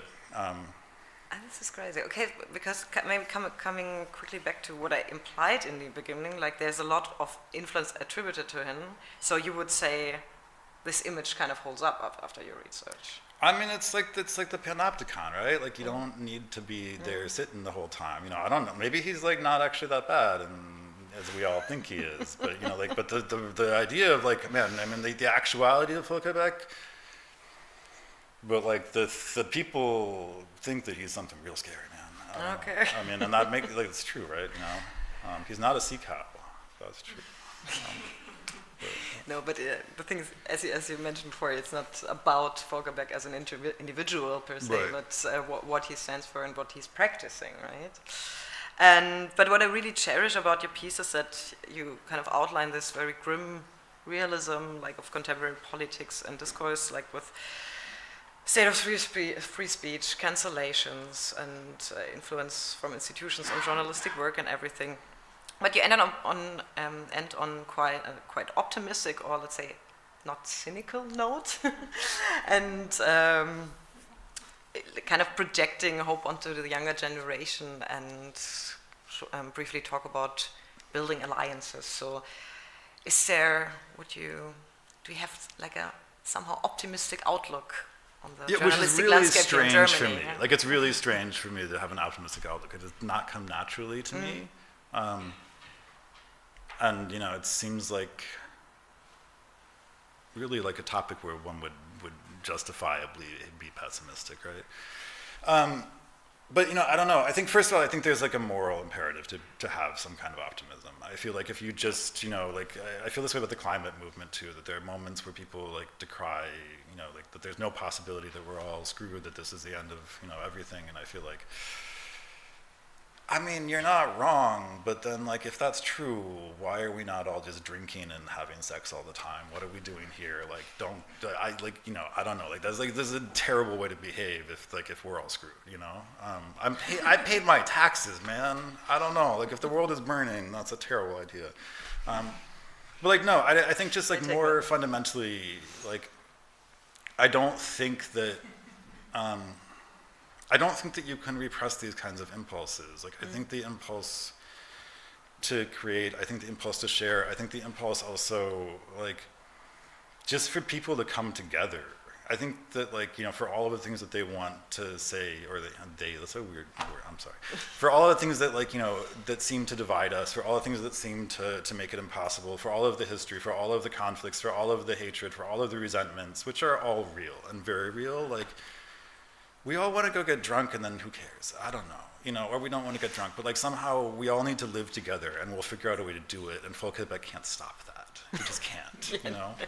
Like, no, he is a person, not, but maybe the whole, you call it anti-Semitism industry in here in Germany could. But you're talking about getting drunk, so maybe I'm going to open up to the audience, and then we have a couple of glasses of wine afterwards. But before that, just one question, because everyone was asked this question. How do you feel as an American living here in Berlin? You couldn't ask that after the wine. We can talk about it later. Yeah. No, I mean, like, probably more than the other panelists, like, I really fucking loved this place at some point, and I really loved, like, you know, you don't get, like, a PhD because you're like, yeah, that'd be a good idea, you know, like, yeah, Germany, that's nice, you know, like, I really was, like, deeply invested in this place, in this country, in this language. Yeah. And then, like, actually, like, the weird thing that started to happen around, like, after October 7th was, like, I had the feeling that I didn't speak German anymore. Like, I really had this feeling that, like, you know, I didn't, like, understand, because I kept having this experience where people would be like, well, if you say that, then that's anti-Semitic, and I'm like, what the fuck are you talking about? Or, like, or, you know, like, I just, all of these moments where it was like, you know, it went so into these sort of radical, undifferentiated absolutisms that, like, just seemed to have no relationship to any kind of, like, reality that I'd ever experienced. Like, not even, like, in connection to, like, you know, Jewish life in the States or something like, just, like, in terms of, like, that's just not how things work. I don't know. It's just not, you know, and I started to feel like I couldn't communicate with people about, and this is, like, there are other factors that, you know, like, I have a mother-in-law, maybe soon to be an ex-mother-in-law, I don't know. But anyway, like, I have this feeling that, like, you know, that's a, you know, it really alienated me from this culture. Like, and even though, like, I don't have any, like, I have no skin in the game, you know, like, I'm just, like, a dude who people think is German until I talk too long. And then, like, you know, but I don't know, like, but I chose this place. Like, Yes, I was like, "Mwah, Berlin, I love this place," and now I'm like, this is my ex-girlfriend of a city. I don't want to see her anymore. We had a hard breakup. But I still live here because like all of the other places also suck. So you know. Okay, maybe one more. Did you get sued yet? No, I don't think so anyway. Okay. I realized I left my co-working space and I forgot to change the address. So now I'm like, oh shit, did they sue me and I don't even know about it? Like, I don't know. But, you know. Thank you so much. And Thank you. now.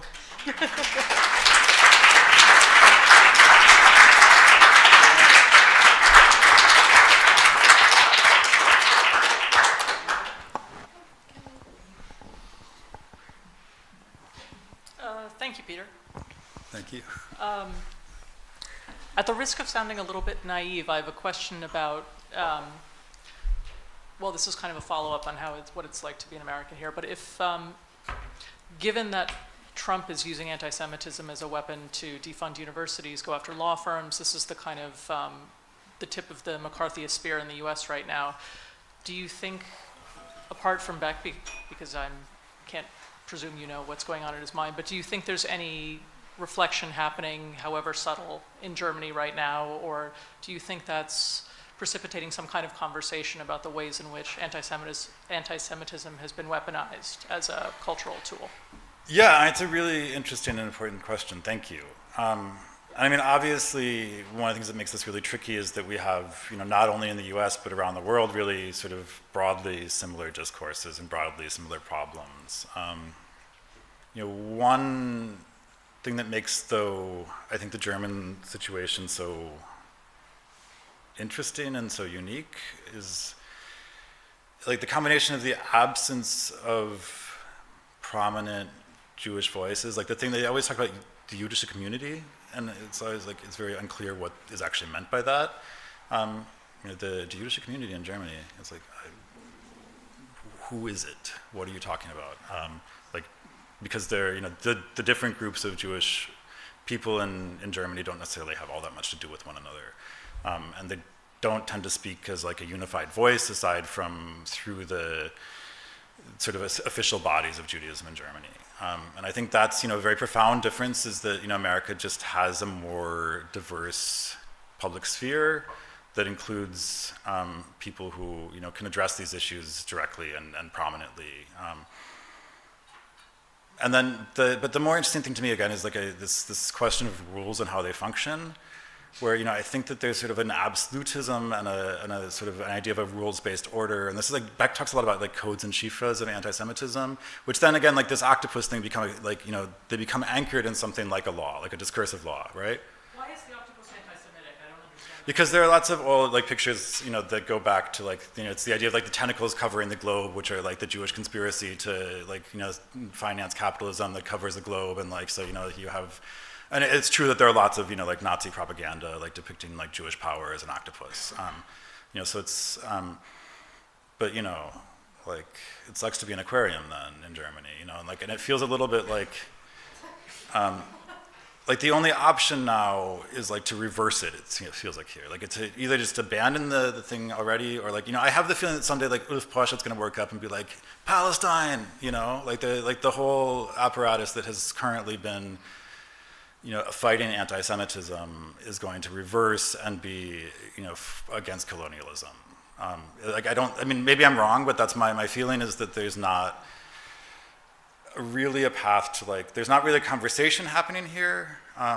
There's like there's a determination of what the rules are, and at some point the rules might change so that the discursive culture allows, you know, certain kinds of critique of Israel, but you know, but I don't think that what we get, you know, what we need, I think, is actually more of the fiction and the poetry that can help us, like, you know, actually see things in a nuanced way and be patient enough to like listen to people and you know, read that kind of carefully.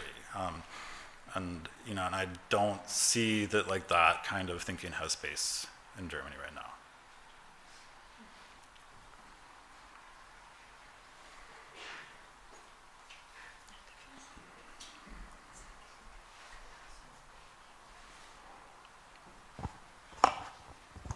Thank you very much. It was very interesting. I have a question regarding the people who didn't want to talk to you because they were, I don't know, fearing some kind of consequences. And I know you've already said you don't know whether that's legitimate, but like I wanted to ask anyways whether if you could make an educated guess if actually they have some point actually being so afraid about it. And then I also wanted to add whether you've been afraid writing this article, and how do you feel about it now? Okay, so I think that there are clearly good reasons for people to be afraid. Whether, like, what I'm uncertain about is, what Beck is behind precisely, and what's, more broadly part of the discursive culture. And, I don't know. I think there's some broader sense in which, like, I'm also hopeful for people who are scared for themselves. I'm hopeful that there is more, that there are more people out there, and that there are more institutions, and that there's more funding than people think who, that wants to support, a more diverse and more inclusive, a better kind of literary and cultural landscape. In terms of whether or not I'm afraid or have been afraid, like, in a pragmatic way, like, yes. I think that the chance, like, I've definitely thought, like, I might get sued. But I don't know, like, I was never, like, a brave kid in terms of, like let's jump off the bridge or something, like, that was not me, but, like, in this sense, I'm like, shuck it, let's do it, let's see what happens, I don't know. So, like, like, I should be, yes, I should be, like, in a rational way, yes, very much so, yeah. We have one more question here. Thank you so much for the article and also the talk. I would like to maybe use the opportunity to go a little bit away from the one fascinating figure that brings so much weirdness to the table that we can be fascinated, but also maybe a little bit distracted by. Imagining him being compulsive, tweeting, doing things, canceling people, but he's a very influential figure within, political decision making and advising, and also leading up to decisions that go into quite an authoritarian direction in politics. And also he himself had quite an interesting shift to collaborating with way more conservative partners, from starting in the Green Party, relatively leftist position, to now being, more collaborating with other political elements. So yeah, maybe that we can go a little bit also into, the organization he had, and how, in which areas, is this influence of political work that is beyond threatening individuals and canceling them, but, going into sorts of policy making that is way more hidden and also sometimes unclear where the funding goes to, and, what positions that are. If, you could maybe share a little bit about that as well. Yeah, I mean, although, like, we could put another chair here, because it seems like you know a lot about this.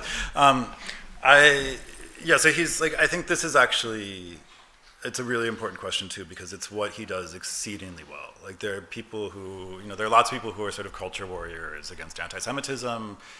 There are lots of people who have, like, large social media followings and, basically share the same positions.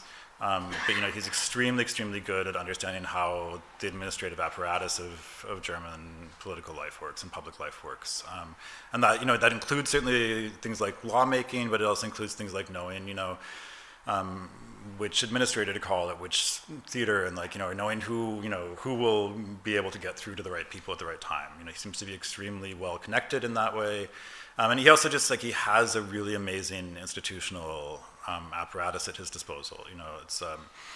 It's multifaceted. You could almost describe it as like tentacles, that are spread out, like his apparatus.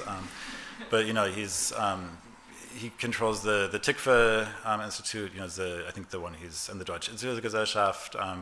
But then it's like the Netzwerk Wissenschaftsfreiheit. There's the Netzwerk Jüdischer Hochschullehrer. So he has it. There are a number of different institutions where it's always a little bit unclear, like, why he's in charge of these things, and what role he has there, and why why you wouldn't want, like, somebody to run the network of Jewish college professors who's like a college professor or maybe Jewish, you know, I feel like would be natural to me.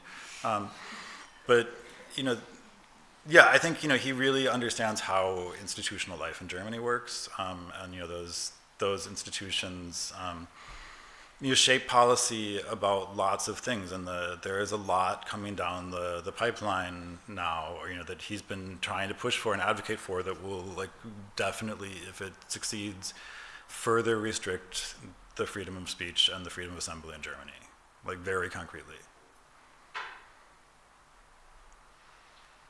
That's an uncomfortable silence. Yes. Okay, then. Yeah, let's end on that. Let's end on Peter, goodbye, thank you freedom of so assembly. much. Thank you.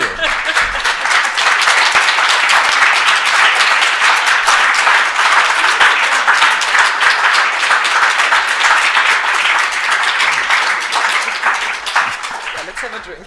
Let's have several drinks. Well, thank you very much. Please stay, have a glass of wine, and we can discuss a little further on, and also celebrate the new Berlin-Review. So.